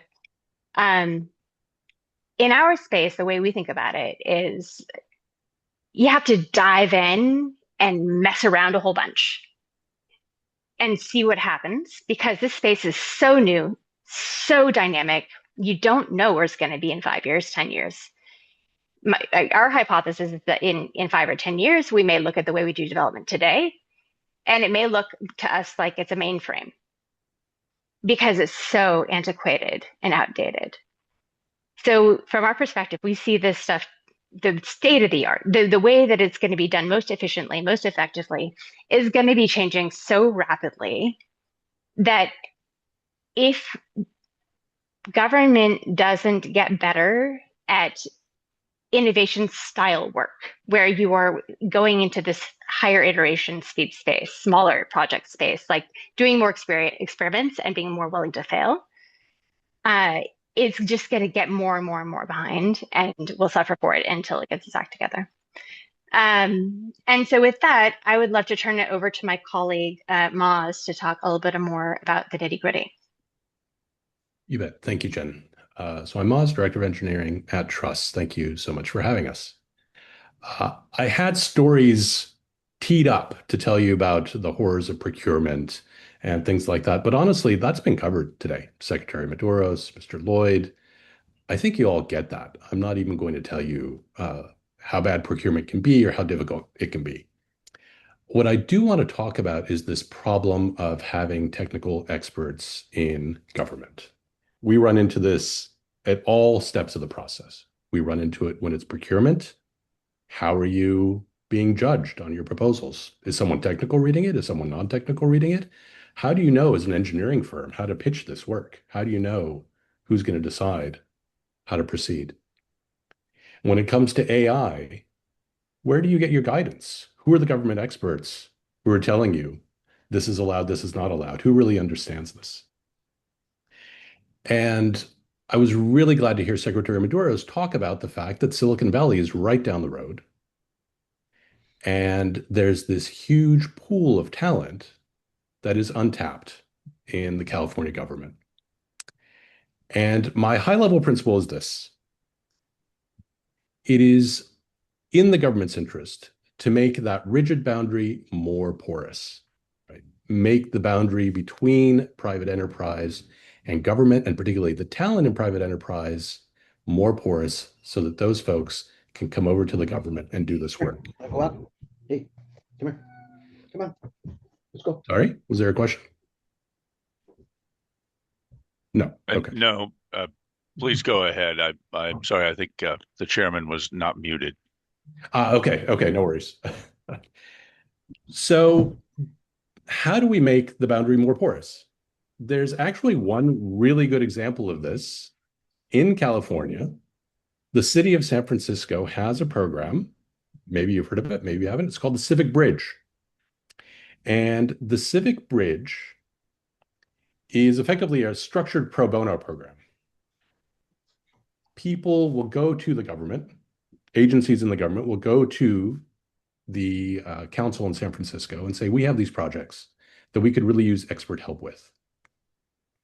And from among these pitches, the council will pick a few. And these will be effectively put out to bid. And by bid, I just mean volunteer service, not money. And private companies will dedicate 20% of their employees' time over 16 weeks to come into the government and help out with a project. And this is a way to cross-pollinate. You get the expertise from private enterprise coming into the government, and you also get this sort of civic spirit that then goes back into private enterprise. And we see this at Truss. Folks think that there's necessarily different kinds of people who do civic tech and do sort of FANG engineering, and it's not the case. We've had people at Truss who were ex-Googlers, ex-Apple people. There's a real hunger for the engineering talent in Silicon Valley to make a difference in how things work and how the government works. And by creating programs like the Civic Bridge, the state can, in a lightweight way, let people come in and make a difference and become the technical expertise that folks need. I see the hand, and I will just finish up really quickly. It doesn't have to be structured exactly like the Civic Bridge. It could be that you say, as part of a procurement, we're setting aside X amount of money, Or we have a program where we provide incentives to companies to make their employees available for technical assessments, for scoping technical challenges, for procurements. There are lots of ways to do it, but the point is to open up this boundary and to create a bridge between the massive pool of talent that exists in the state, and California is unique in having this talent, and the state government, which so badly needs it. I will stop, Commissioner Eriner. Yeah, So, and let me apologize for that background noise a moment ago. Yeah, Commissioner Aaron. yeah, and so Maz, I appreciate what you're saying. It's kind of where I was going with one of my questions earlier, right, regarding how do you bring in that expertise? But I do have a question for you. I didn't know about the San Francisco model. What do you do? How do you protect against conflicts of interest? How do you protect against, that it's one thing to say, go to some vendor and say, can you loan us somebody for a little bit? And they now have inside information, that kind of stuff. So I presume that there are some guardrails here in the proposals in San Francisco's way of doing this to prevent that from happening. Absolutely. There are, without knowing or getting into the details of how San Francisco does it exactly, there could be blind assessments. There are technical things that could be looked at without knowing who is presenting them. There could be agreements signed in advance that the firms that are helping with technical expertise are not also bidding on various projects that are, and this is why we have lawyers, bless them, that they will cover this ground and figure it out. But it is doable, right? It's being done, and they've had some great successes in San Francisco. Vice Chair Canal. Thank you. Ms. Leech, you mentioned in your testimony, you with working with the Department of Defense, you said fax machine. Were you just being sarcastic, or did they actually use fax No, machines? no, Okay. literally. Actually, somebody would take a document that had been handwritten and transcribe it into a fax and send it. Yeah. That's incredible. I know at our company we have a fax machine because it's on my card. I have no idea how to use it so anymore. Interesting. So why did the IRS direct file succeed when many government IT projects fail or struggle? Any wisdom you could give us? Because I've read about that program or process, whatever. It seemed to work great. So I'm just curious what we can learn from that. You want me to take it, Jen? Ma, Yeah. Okay. please. Yeah. Yeah. Yeah. Yeah, so I was fortunate to work on Direct File, originally as a coder, then as sort of one of the leaders on the project. There are a few reasons. One, it was an opportune political moment. The administration had come in. We had some backing from the IRA. We had some funding set aside. So we had a very, very tight timeline, but we had buy-in from the commissioner of the IRS. And we had extremely capable leadership. I mentioned Chris Given, who's now CIO at CDT in California, who was also coding on the project while he was leading it as the product lead. And we did agile development, and this may be a term you're familiar with. We did agile development the way it's sort of intended to be done. We start small. We demo every week. We show each other the work. We put it in front of users. We're talking to users constantly. We change things up as we need to. We were cutting scope all the time. We had these grand plans for all these credits and things that we were going to have by the end of the year. It became clear that the tax code was so complex and we were modeling the code that there was no way we were going to get to everything. So we scaled back. We were like, okay, what we have is going to be correct. We're not going to try to do everything. We're going to have something that actually works. And by doing that, and keeping that correctness in mind as sort of our North Star, and changing how we did things every few weeks as we discovered, oh, this person is really good at this, or oh, this team should be working on this other thing. Doing that constantly and staying agile, we were able to deliver in time. I will not lie, it was a lot of work. Folks were really mission committed. It's not an easily replicable model. We all knew that it was a huge chance to validate that government can do good work in software. And it was a very dedicated team. But the processes are absolutely replicable. And it's everything that Jen has talked about, and you've all heard many people talk about in front of this commission about how do you build software. You start small, you iterate, you talk to users, and it worked. Okay, well, obviously that's different than the Department of Defense process ended up working, right? Which it all fell apart. So, okay, and this you may have the same answer for this question, but if California adopted one lesson from healthcare.gov or IRS direct file, what would it be? If it's the same as what you just said. If it's something different, I'd be interested to hear. Mine would be the same, but go ahead, Jen. I'm sure you have a thought about this.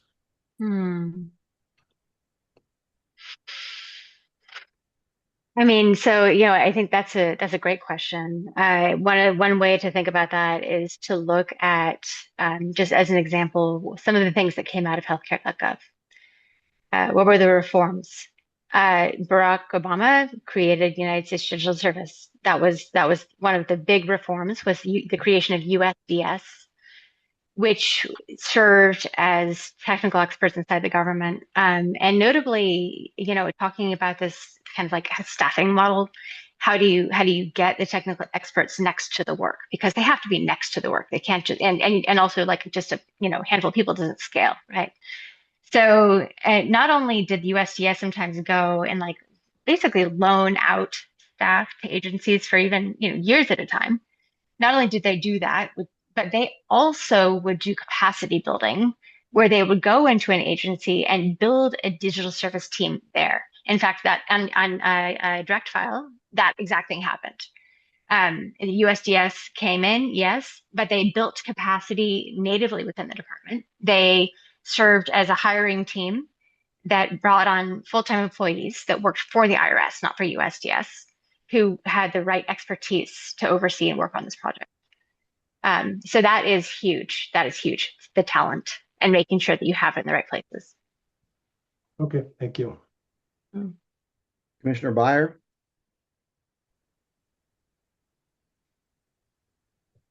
I think you're frozen. There you go. Commissioner Byer, I think you're muted. Have to speak. Am I here? There you go. You Yep. are, and I would just leave your video off, Commissioner Byer. It's Okay, freezing. yeah. Okay. Thank you for the key word that you used in the last answer, which is capacity. That is the technical and leadership skills to get something done. And that came, as you suggested, from healthcare.gov and US Digital Service. The model, however, requires a number of, I'll call them outside actors, to appear on the scene for more than a couple of weeks, 6 months, 18 months, something like that. The federal government has a variety of programs, fellowships, White House fellows, AAAS fellows, et cetera. And the ability to take, frankly, younger people who are technologically more sophisticated and embed them in an older, more staid organization can be a key for change. My question relates to coding, strangely enough, because we've done a series of reports on artificial intelligence. We all read the newspaper every day, and there's a story about AI, one dimension or another. One dimension which has emerged is capacity to code. And so my question is there a crystal ball that we could rely on in a 2-year time frame that would indicate how much coding capacity the state of California is going to need, or are they going to continue to rely on individual coders as opposed to purchasing coding capability from AI firms? It's a great question. I think I'll start, and Moz probably has thoughts on this as well. One of the things that's been very clear to us as we play with these tools is that they don't create new skills for you. They amplify the skills you have. If you start with having a lot of expertise, then you get a strong solution. If you start from not having a lot of expertise, you get not a strong solution. And so that is to say, yes, there are efficiencies to be had. However, it is essential that you have the expertise, regardless of like how many hands on keyboards there are. Moz, do you have more to add? Yeah, for sure. when these tools first started becoming popular, the engineers at Truss were worried for their jobs. They were thinking, are we being replaced? I think it's become clear to us over the last couple of years that there's still a lot of engineering skill required to use these things. It may look different, but there's still a lot of engineering skill that goes into how to put something together, how you validate that it works, how you architect the system. These tools are very capable. And I think there's something that's absolutely true that we can acknowledge, which is that producing, say, a unit of code, a line of code, is now cheaper and faster, right? In that sense, we can spin up code very quickly. That doesn't mean that the end result is now automatically better and faster, right? You still need all the processes and expertise in place to make the thing work. And that includes talking to users, putting the thing in front of users, taking the feedback. And if you want to just talk to the machine, you still need to give that machine the correct feedback that you're getting from humans. There's still a lot of engineering know-how that goes into that. Thank you. I want to go to Commissioner Erner's earlier point about organized labor. You all, quite appropriately, given your profession, talk about users. I think Commissioner Erner would talk about union members, because most state employees are union members. And have you, in your experience in dealing with other organizations that has a large number of union members, state governments, city governments, found a kind of best practice of how to integrate that advice giving inside and outside the context of collective bargaining?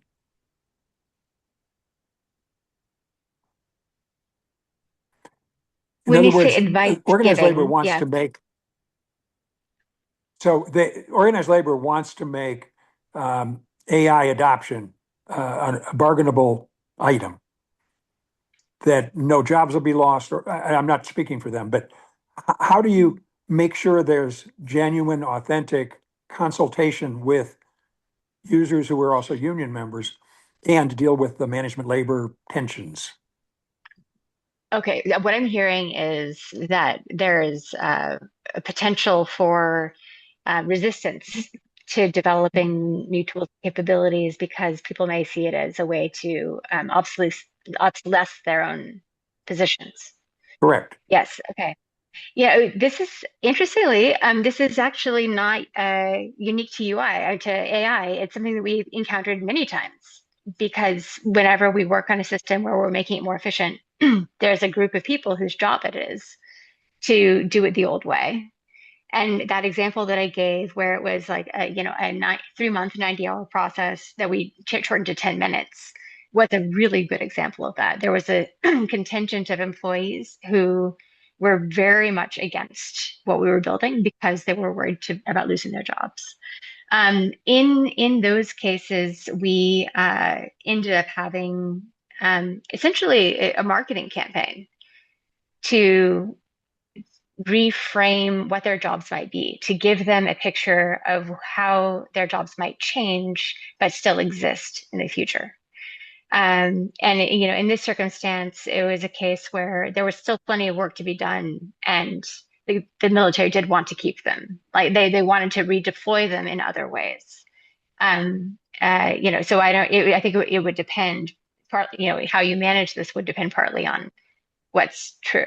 Are their jobs at risk or are they not? That's another question entirely. Obviously we can't answer that here. Thank you. Thank you. I'm looking at the commissioner. I see no additional hands up. Do you have any other comments or references that you want to make? There's actually one other example. There had been a question earlier about another state that was doing procurement well. And I wanted to offer another example since we recently went through a procurement process with the state of Washington. And we were really impressed with how they approached it. We thought it was really smart. What they did is it was for working on their unemployment insurance system. And they embedded the expectation of user research into their RFP process and they made it a staged RFP where the first contract was only going to be about $500,000, 6 months, only doing discovery. And then if the state liked the results of that work, they would have the option to move into an implementation phase with the same team without going out and recompeting. And to us, from our perspective, it reduces risk for the state, it reduces risk for the vendor. It builds in this discovery phase, which as technologists we know is essential to being able to get a good outcome. And it has the promise of follow-on work if we do well. And we know that our researchers are top notch. And so for us, we were very excited about their model. I see Commissioner Eriner has her hand up. Yeah, Jen, is that the same kind of as an RFI process? No, thank you for asking that question. So how do they differ? So an RFI is a process where the government literally is just asking for information. They say, how might you solve this kind of a problem were you to solve it? And then you can describe your approach, and that's it. And there's no action happens after that. Nothing's guaranteed. There might be an RFP that follows, but maybe not. And the RFI, in theory, can be used any way the government wants to use it. It can go into the creation of an RFP, but it could just be shelved. It could also be used in some cases in the federal government to directly award a contract if you have mechanisms for doing that based off of the RFI alone. So there are a lot of directions the government could go. In the case of this process with the state of Washington, it essentially was taking the form of multiple RFPs in succession, but structured in such a way that you didn't have to have a new procurement process for each stage. So the first RFP was only to do user research and discovery. And it was time boxed and money boxed. And honestly, with the state of California, $500,000, 6 months, it's like nothing, right? Nothing. So, there's this kind of time box, very low risk discovery phase that the results of which can paint a picture for what might the project look like. And then from there, they're in an empowered position to either say, yes, please, we like the direction this is going, let's do it. Or simply, no, thank you, let's do something else. And then if they choose the yes box, they had a mechanism in their procurement workflow such that they could simply move forward with an implementation phase and it would not require a new procurement process. Okay. Very good. Thank you so much. That's a really good example. Seeing no further hands up from commissioners, I want to thank you both for your testimony. I think this third meeting has been particularly helpful in that when we have gotten exposure to the nature of the issue that we're focused on, it is so helpful to spend some time with people who have actually sort of figured out, what buttons to push and how to create the culture and how to get the results that are a benefit to people. Thank you so much. It's been really, really beneficial for us. Yeah, wonderful. We really appreciate you doing this, and feel free, of course, to reach out if you have any other questions. Wonderful. Thank you again. So, Ethan, I think that concludes our witness presentation. That is correct, Mr. Chairman. We'll now move to item number 2 on the agenda, which is public comment. This is the period for members of the public to make comment on any topic, the IT management issues we've been discussing, or anything else. If you have joined the meeting via Zoom, please use the raised hand function in Zoom to indicate you wish to make public comment. If you have phoned into the meeting, you can either do *9 or you can email us immediately at littlehoover@lhc.ca.gov. Give us your phone number so we don't know who to unmute. But if you have joined via Zoom, just use the raised hand function. That is much preferable. Public comment is limited to 3 minutes per speaker and 30 minutes total. I know there are no people in the physical location, but I believe we have a couple of folks online. So Jenna, can you please identify the first speaker? Richard Bondi, you now have the ability to unmute yourself. Hey, I've unmuted myself. Can you hear me? We can. My question is whether the commission will ask why what Nick Maduros described exists, which is a lack of ownership or accountability, projects being in many different hands. And I want to point out that that exists in the legislature too. I've looked at bills where I could see that the bill started out for one thing, then morphed into being for many other things, and at the end was passed as a bill that didn't accomplish any of those things properly, it seemed, because nobody seemed to actually own the bill. It was not clear who got to decide what the bill should be about and whether it should proceed or not. So, in the spirit of the submarine captain who asked, well, why was there mold? Will the commission ask, why is it that things go through so many hands, instead of just observing that they do and that should be changed?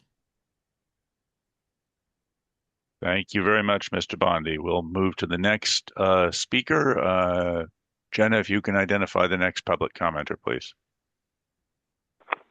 Yadi, you now have the ability to unmute yourself. Hi, I'm Yadi, Pasadena resident and advocate for responsible use of government tech. I appreciate the work of this commission and leveraging tech to improving the delivery of programs and services. While I understand this initiative is to improve the process of procurement and deployment of technology, I do wish to advocate to keep in place or improve the oversight mechanisms given the hefty price tags of these initiatives, the real impacts to citizens, and the various concerns of the use of some of these systems. It's important to not have, as you say, technical compliance culture sideline these important considerations. More broadly, my concerns are with the collection of personal data, the sharing, and as a result, the erosion of constituents' privacy protections while getting privacy lip service. In addition, I have concerns about the relationships between the private sector tech industry and government. For example, and more so at the local municipal level, the private tech sector driving technological needs and telling government what the technological solution should be rather than the other way around. In addition, terms of service favor private industry instead of government or constituents, such as the concerning requirement to share data with unlimited and unknown third parties and using data to train AI. Also, the private sector is incentivized to build highly custom and proprietary products that end up being monopolistic and hold government hostage, and that there's a reliance on specific vendors or technology that becomes extremely expensive in the long run and making the government dependent on it. This in turn disincentivizes competition, new market entrants, difficult to enter the market, and it stifles innovation as a result. For example, the proliferation of an adoption of government surveillance tech, such as real-time crime centers and ALPR systems like Flock and Axon. These are vendors that are taking advantage of the lack of guardrails, lack of regulation, and lack of meaningful procurement checks and balances. These tools are solutions looking for problems, all while eviscerating what it means to live in a democratic state. As for the price checking initiative example that was brought up earlier, I question whether the effort shouldn't be on tackling surveillance pricing instead of pushing back on the surveillance industry, such as the proliferation of data brokers and platforms that are, again, unregulated and undermining California civil liberties.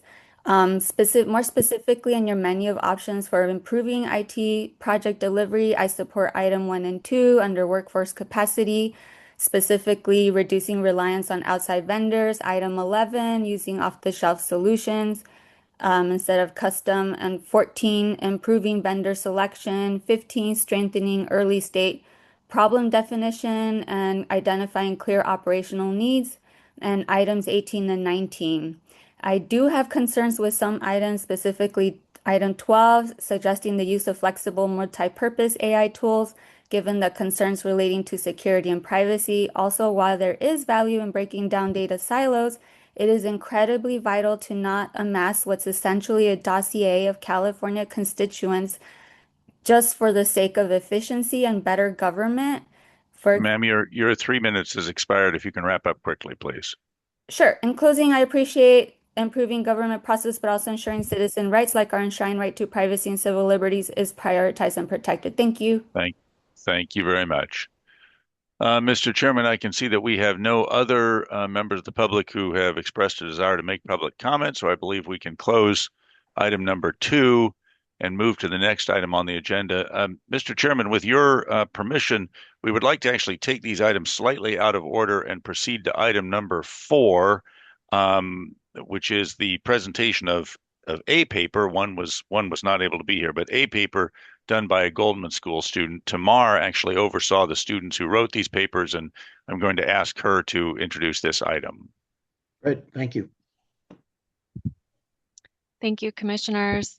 I'm pleased to introduce Megan Bauer. She has over 20 years of experience with the federal government, primarily with the U.S. Department of Veterans Affairs, and she recently earned her Master's of Public Affairs from the Goldman School at UC Berkeley.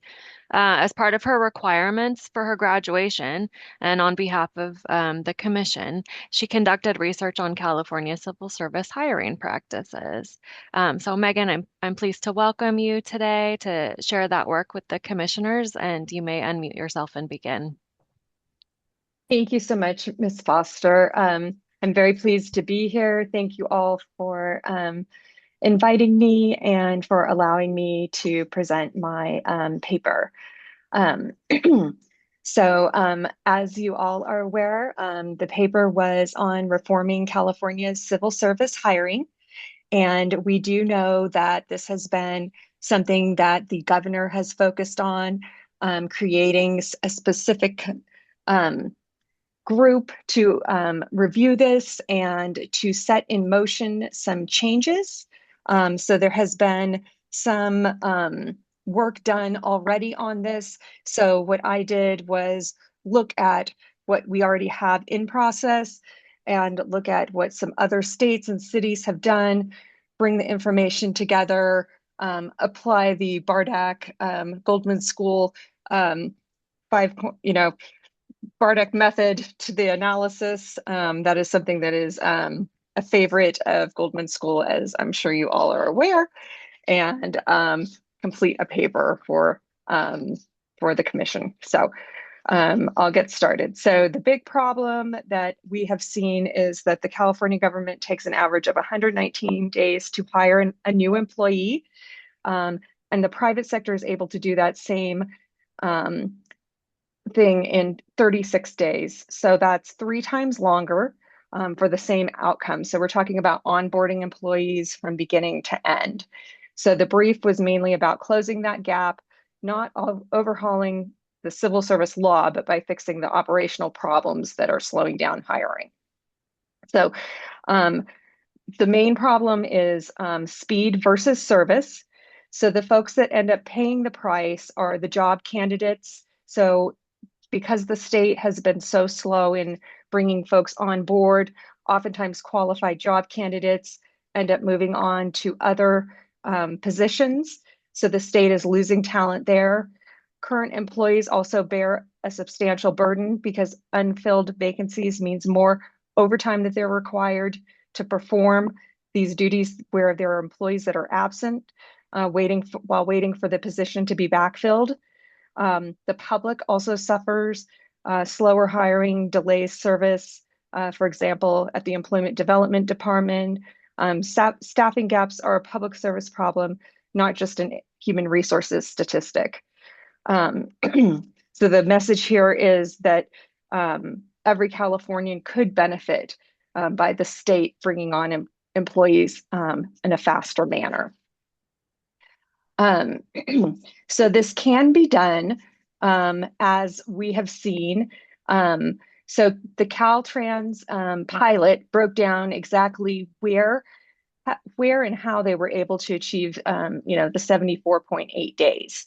So the 2 biggest delays that they found were not within the screening. It's the 23-day wait start before the interviews begin, and then the 23-day reference and offer phase. So there's 3 administrative issues that are, compounding this. So that would have to do with some workforce scheduling gaps with the hiring managers, being able to, provide closure around that 23-day gap. And there's also some policy misalignment as where the Department of Resources hiring guide recommends, what processes to follow, but this is not required. So each department is applying this guidance in its own manner. But this is totally fixable. So there are 5 examples that I found where we saw that there was substantial improvement. So the state of Pennsylvania managed to cut their hiring from 90 days to 54 days, which is a 40% reduction using a skills-based hiring and on-the-spot hiring offers using hiring events. The state of Oregon set a 50-day goal, tracked it publicly, and they found that 65% of the agencies were able to hit the target by the end of 2025. St. Louis, Missouri went from 9 to 12 months to hire employees to 2 to 3 months, which is a 75% reduction. They had a very detailed process. It was 96 steps, which sounds like a lot, but they also deployed new software to assist with this across 36 different agencies. Again, this is a city, so I realize it may not be as easy to apply to a state. The city of San Francisco did it using some similar legal framework. They used a tracking mechanism, continuous testing, and automated reference checks to cut their time to fill by 25%. And then, of course, we've got the shining star, which is the California Department of Transportation, pulled their hiring timeline down to 74.8 days, down from 90 to 150 days, which is fabulous. So we can see that there's already progress being made, which is wonderful. Let's see. So I think the overall recommendations that I had within my paper, the findings were to set an 80-day service level agreement. So that would be the goal, to bring employees on with a 50 to 60-day target for common roles, and create a dashboard so that this could be tracked. Continue with the state classification consolidation, which I realize is already in process. So I know the pilot that consolidated the 67 job classifications already cut screening time by 87%. So expanding this to the other departments will be wonderful in that it would share the applicant pools across the different departments. They would be able to select employees more easily. We would want to automate coordination using technology for scheduling reference checks, which currently takes about 5 to 10 days. And this would also, we would also want to incorporate candidate status updates, which I think would be good so that the candidates would know when they would be moving on to the next step. Where is their application in the process? I know that this helps the federal government when they are utilizing the system correctly. That would be the Human Resources Department. So the employees and or applicants are aware of where they are in the consideration process. It would be also helpful to pre-authorize conditional job offers. So we could do same day or 1 week conditional offers for hard to fill roles, and pre-approve salary ranges and interview panels before the candidates arrive. This is something that I have personal experience with doing on-the-spot hiring when we did some massive hiring in the federal government back in 2012. This was something that could really help to streamline the hiring, but it really requires like hands-on and for you to have full cooperation of the department for that. All right. So in closing, I think that California has done the hard work of building the foundation. So the missing piece is to put forth a dashboard that the state could deploy to all of the departments with that goal. If the 80-day goal is acceptable, that's the time frame that I worked off of. But of course, there may be something else that would come out of the study when it concludes that would be better. but I think an 80-day service level agreement goal is something that would be useful. The owner of this would need to be Cal HR, GovOps, SBP, delivery unit, and they would really need the authority to remove the bottlenecks that currently exist and generate report results on a consistent basis. And then it would help to mandate statewide reporting on every stage of the hire. So then that way you would have results that you would be able to review in a timely fashion, not waiting to collect this data on the back end. I think that would be something that would be really helpful also to have. So that concludes my presentation. I didn't want to belabor the point too long. The paper was a little long, but just wanted to give you all the highlights. Thank you, Tamara, for allowing me to speak. Have any questions? Mr. Chairman, you're muted. I'm not doing too well today. Commissioner Garcetti. Thank you. Unfortunately, Ms. Bauer, I have to leave very soon, but I was very interested, and that's why I stayed on to hear your report. Two issues. One is the former district attorney of a civil service office with 1,100 lawyers in it and about 3,000 non-lawyers in it. If I had to wait 80 days to hire a lawyer, that would be ridiculous. They would be gone. They'd go some other place. So when you say 80 days is your goal, I'm not sure how you reached it. I'm not sure if it's, that's the lowest, but it would be something that I would be very concerned with if the state of California takes up. Our goal is going to be we'll hire them within 90 days. If these are really good people, they're going to find other jobs. Maybe there's reasons they would stay. So that would be number one. Number two, you have not focused at all on about the firing of civil service employees and how incredibly difficult that is.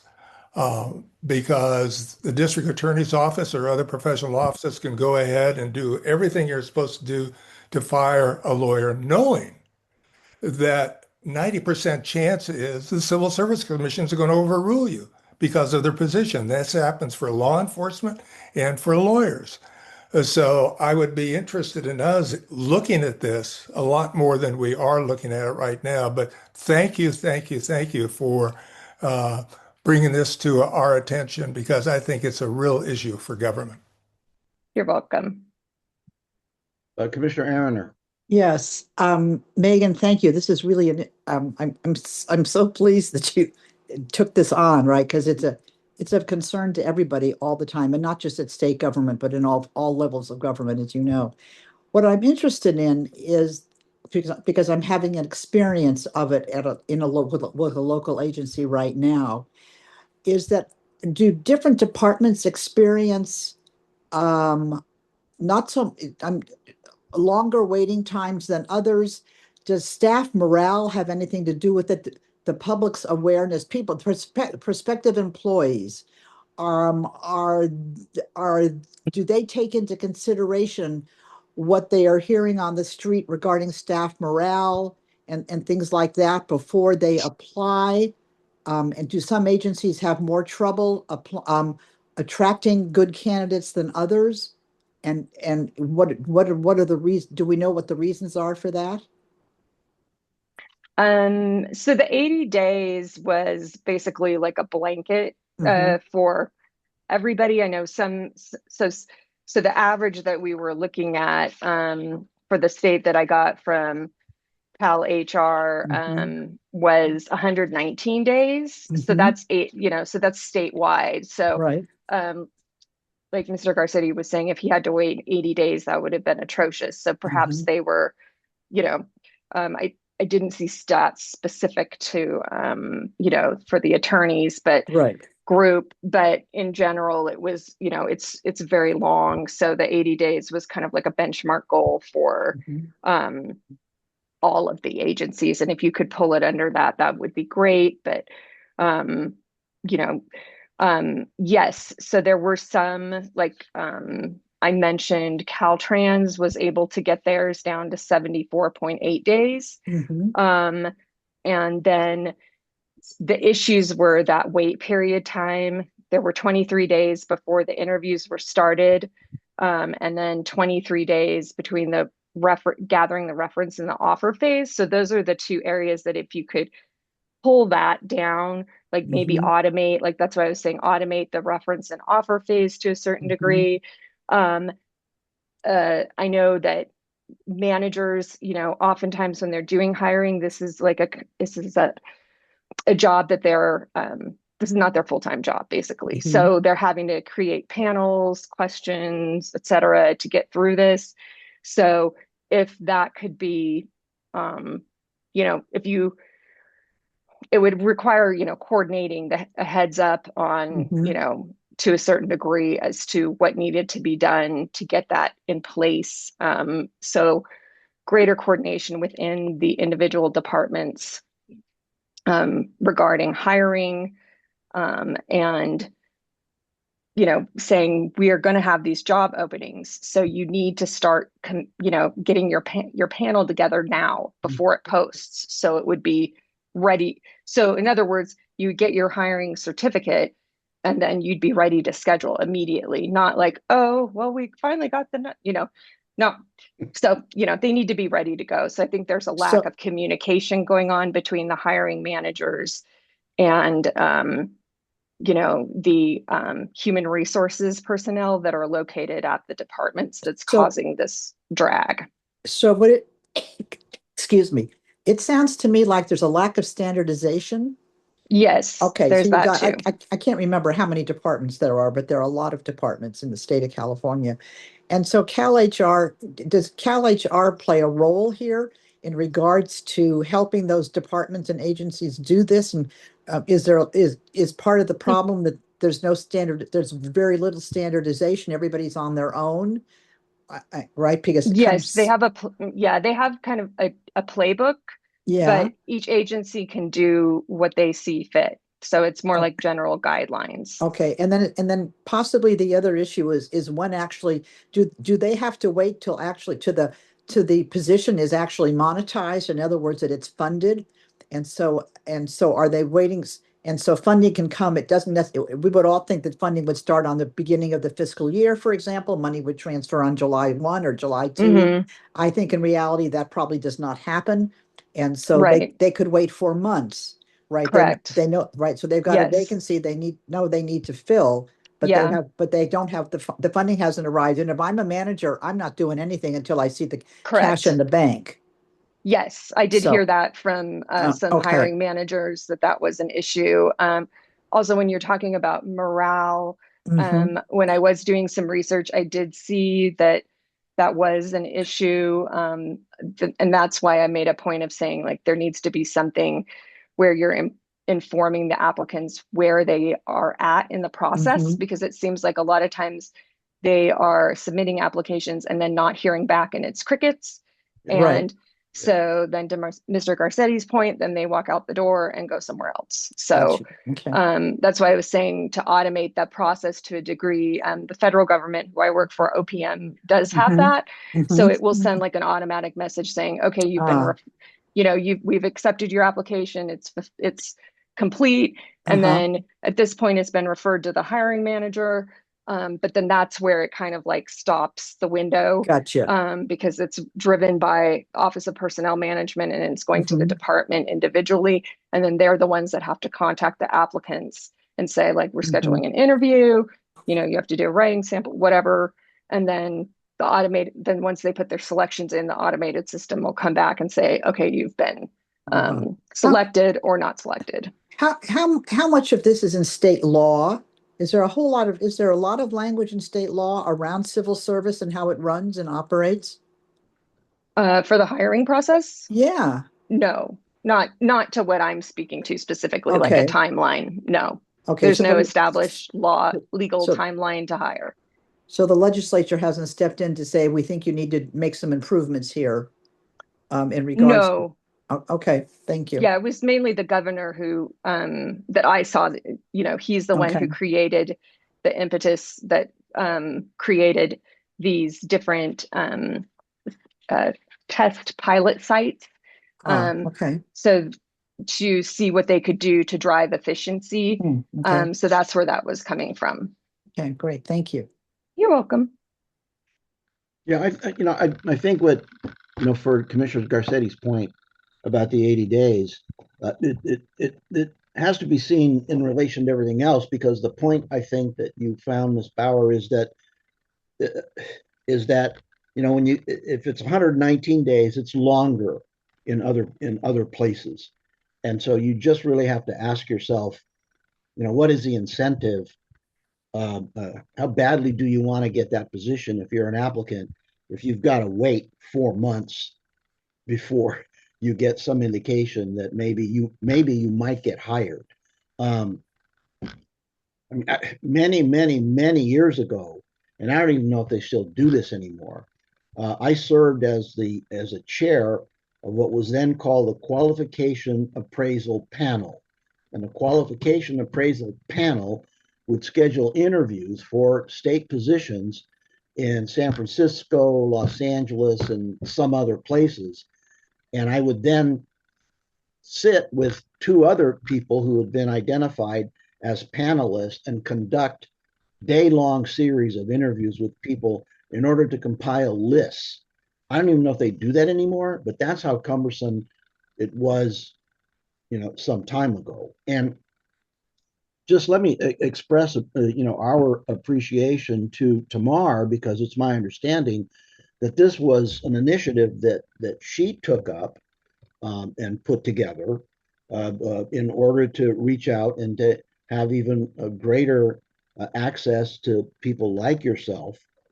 And I think it's so interesting that today we heard from Maz talking about how that you access outside experts. And we've just had an example of it with what Tamar has done by putting together the effort to get you, right, to participate, along with is it Lutfi or Lutfi, who was unable? Farhaal. Yeah, right, who was unable to participate because there was a conflict that came up. But I would imagine that if we had to pay in order to get this study that you put together, we'd probably have to lay off some staff, and I wouldn't get reimbursed for travel. But we've got Vice Chair Cannella has his hand up. I just wanted to compliment you on your paper and your presentation. You did a very nice job. Thank you. Thank you. Yeah, and I think it's a great example for other departments and agencies to take a look at. And tomorrow maybe you can go out as a consultant and help them put together their own outreach efforts. But I want to thank you, and also Ethan, because there's no question in my mind that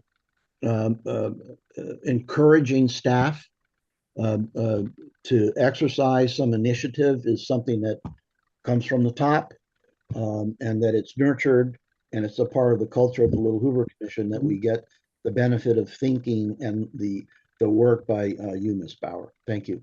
So I have a question. So what do we do with this report now, right? Because all right, that's the next step. I guess the next step, and I guess I'm looking to Tamar to say, what are we going to publish it? What are we going to do with it? Commissioner Erner, if I may, I will jump in there and try to address that. So one thing that we can do is we can take both of these papers, and the other paper on the consolidation of small school districts was the author, Farhaal Lutfi, was not able to present today due to a family emergency. But we can take both of these papers and turn them into issue briefs that present data without commission recommendations. In fact, we're already working on that on the school consolidation paper, and probably will work on that with Megan's paper as well. However, in addition to that, since we are about to discuss future topics, another alternative is, and this is up to you all, but if the commission wishes to pursue a study on either or both of these topics, I think that both of these papers serve as very extensive scoping memos, preliminary research, that would tee up these topics for future hearings and a commission study, which could then include commission recommendations. So we will use them in some fashion as issue briefs, regardless of your decision. If the commission decides to pursue these as full studies, we've already done a lot of the preliminary research.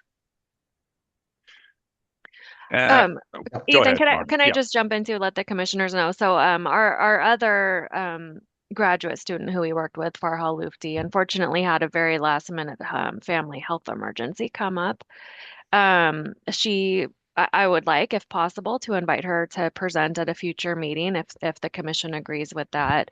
But just wanted to let you know both of these students worked from January to May on these projects, and it really was a pleasure to work with them. We gave them a framework for their study, and then they really got to take it and build something that I think, will bear fruit for us in terms of the issue briefs that Ethan talked about. So thank you all for the opportunity to do that on behalf of the commission and work with these students. It's been a pleasure. So, Mr. Chairman, with that, I know that we have some commissioners who may need to leave. So I want to move, if I can, quickly, if we can, with the commission's permission, to item number 3, which includes future study topics. And I think we will just, for the sake of time, skip over 3A, update on current studies, and the meeting schedule 3B, which has not changed, and happy to answer any questions on those items. But if we can, perhaps it would behoove us all to go to 3C, which is future study topics. We have staff bandwidth for the commission to actually choose 2 new study topics. We certainly need at least one, but really we have the bandwidth to address 2. There are many documents in the packet relative to potential new studies. Let me quickly review them. Starting at page 39 is the traditional list of study topic potentials. At page 44 is a letter from Senator Caballero relative to the Private Attorney General's Act and social service providers. Page 46, Senator Menjivar and Assemblymember Addis asking that we study the impact of a pending budget proposal on Medi-Cal dental or Denti-Cal. I would also note that yesterday we received a letter from Senator Archuleta requesting a study on the state's regulatory framework for card rooms. I emailed that to each of you last night, so I know that you've seen that letter, though it was not in the packet. There are 3 scoping memos: housing, long-term care, and K through 12 schools. And then the 2 papers done by the graduate students are in the packet as well. Farhaal's paper at page 72, she was not able to present, and Megan's paper, the paper we just heard about, at page 132. So a lot of material, and with that, Mr. Chairman, I'll turn it back to you for discussion. Yeah, Commissioner Garcetti has hand up.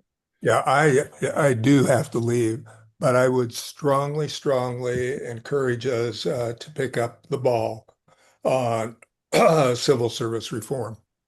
And this is something that one thing I've learned about being on this commission is that I did not have a respectable respect for the complexity of state government and the hugeness of state government and the bureaucracy that is inherent here.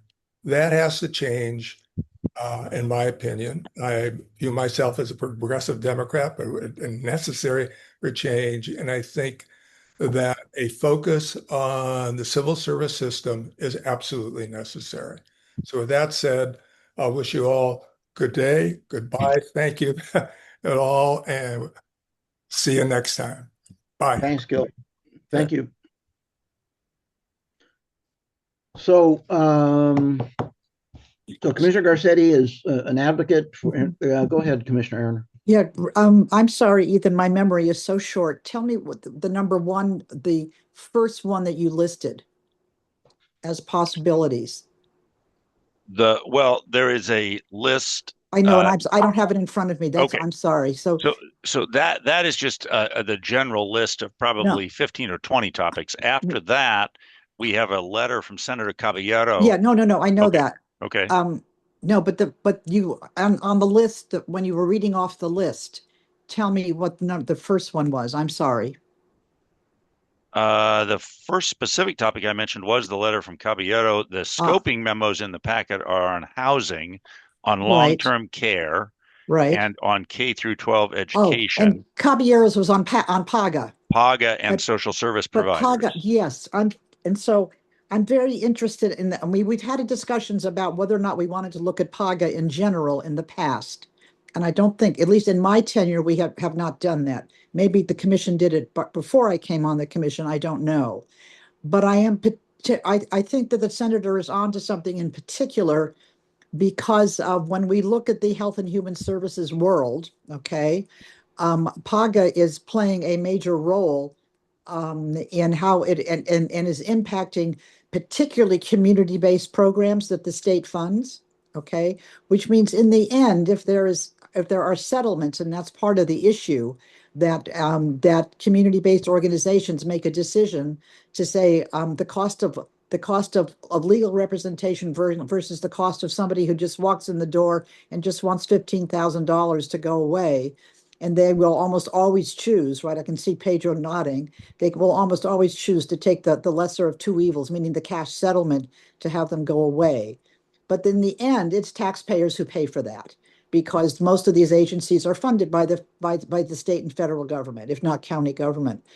And I happen to, maybe I have a conflict of interest here. I sit on a board of a very, very large agency in the state of California, a social services agency, and we are faced with this all the time and have to make decisions, right, using taxpayers' dollars as to what we're going to do. What's the road to least resistance, and instead of taking a principled position of saying, wait a minute, we did nothing wrong, okay, but to defend ourselves could cost thousands, if not hundreds of thousands of dollars. So I guess I'm really interested in the senator's proposal and looking at PAGA from a limited perspective, all right, not the overall PAGA that we've kind of looked at, talked about before, but here in a limited sector. Mr. Vice Chair, I think you're going to need to take over as the chair has Oh, stepped no, out. actually, no. I turned off my camera because my cat jumped up in front of the camera.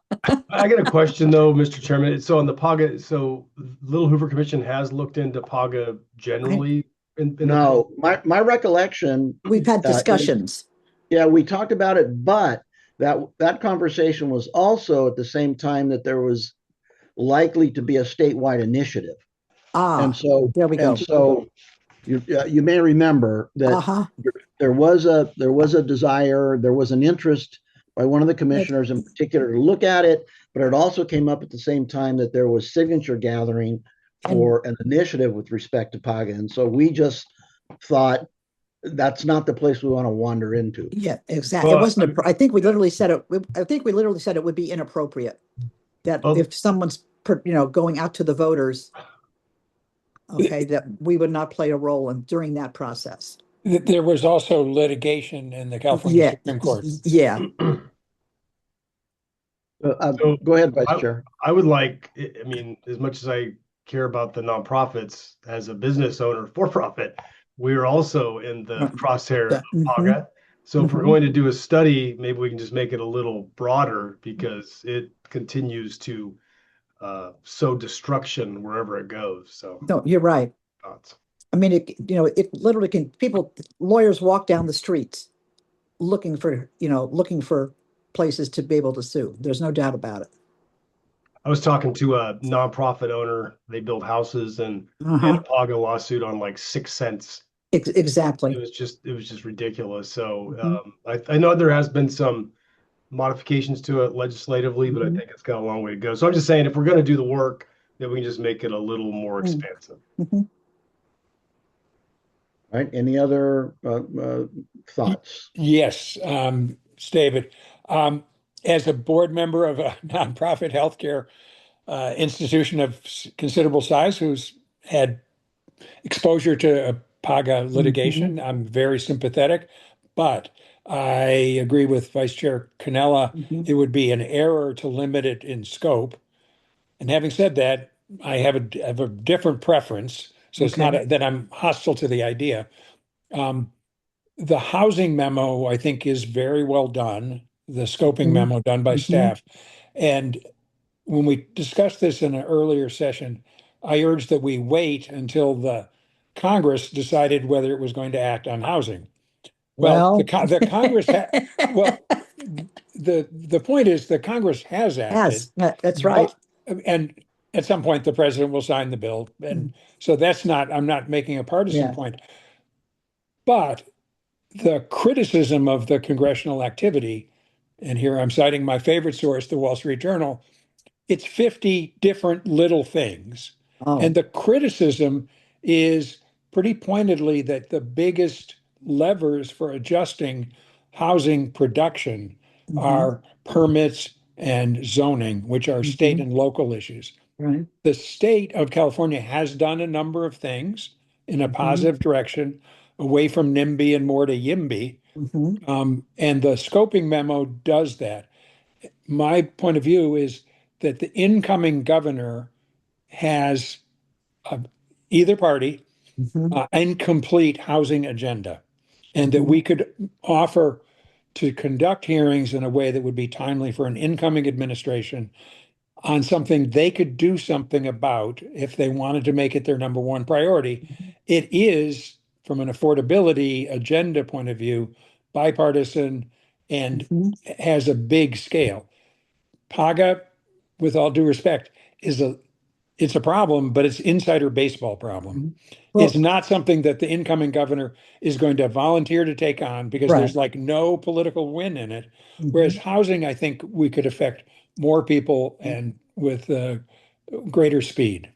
But but Ethan is telling us that we have the opportunity to we have two openings. So what about if we did the housing one and PAGA?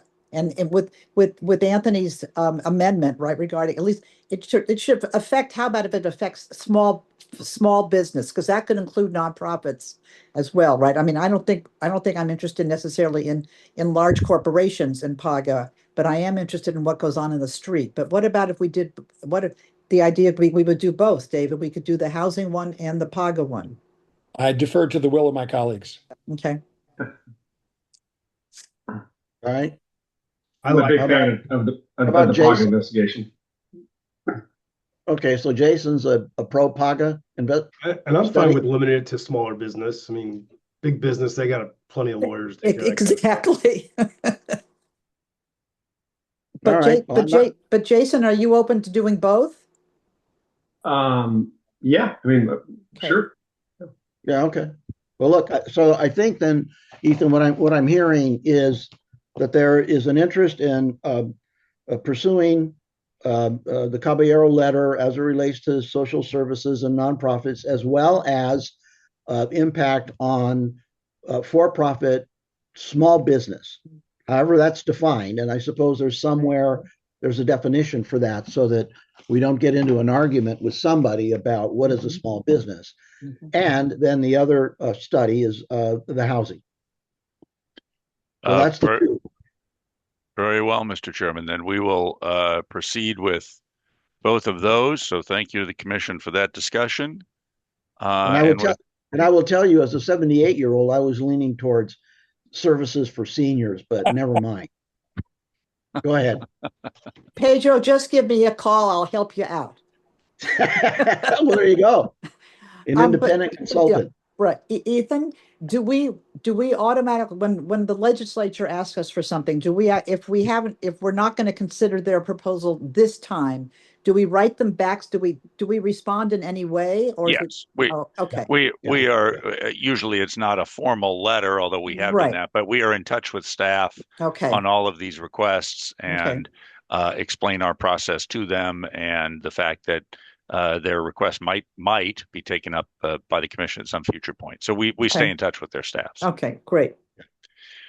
Okay, thank you then, Mr. Chairman. I believe we've completed today's agenda. Commissioners may recall we are reviving our traditional lack of a meeting in July. So we will not meet next month. We'll then meet in August. That will be a remote meeting to review the implementation of our past recommendations on AI and state government. And then in September, we will meet in person. So before that's everything for me, Mr. Chairman. Yes. Before you log off, do you want to give a very brief overview on the update on current studies because then we'll have covered the whole agenda. Yeah. Sure. The current studies are that we are working now on writing the report on student debt to institutions of higher learning in the state. We hope to bring that to the commission probably at the August meeting. And then we actually have a subcommittee meeting coming up tomorrow. Commissioner Johnson and Commissioner Cannella know that we are going to meet tomorrow as the subcommittee on the IT project management study that we just completed the hearings on. We'll hope to have that draft report to the commission later this year as well. Perfect. Mr. Chairman, can we just quickly congratulate the staff on the governor's executive order on artificial intelligence, some of which picked up on an earlier report. And I'm sure we're going to go through that in August, but people might not have seen Ethan's email. Yeah. And in fact, the chairman issued a statement regarding that executive order. Exactly. Yeah. All right, my cat is back. Okay. Anyway, want to thank everybody. I'm sorry, go on, Dia. I just wanted to say, people ask me all the time about what it's like to sit on the commission, and I always tell them that it's an extraordinary experience. And the reason I get to say that, right, with is because of the hearings we just had, for example, right? If you had ever said to me, Dion, do you want to do hearings on AI and all of this stuff, I would have said, what world do you live in? I don't know anything about it, right? The learning experience is so marvelous, right? At least, and it's personal, but I think also given the quality of the reports that we put out and the response that we're getting to those reports these days, it's extraordinary. And I just want to say to the staff, really, thank you for really preparing us so well to be able to sound like we know what we're all talking about. Some of us do. I appreciate that, and some of us don't, right? But really, it's an extraordinary experience, and I find it really a pleasure to be able to participate in this. So I just wanted to extend my gratitude to everybody because it is extraordinary. Yeah, thank you, Commissioner Erner. Right. So thank you. I think with that, let's conclude. That's the frosting on the cake. Okay. Sounds great. Anyway, see you all again. All right. Thanks, Thank you. everybody. Bye.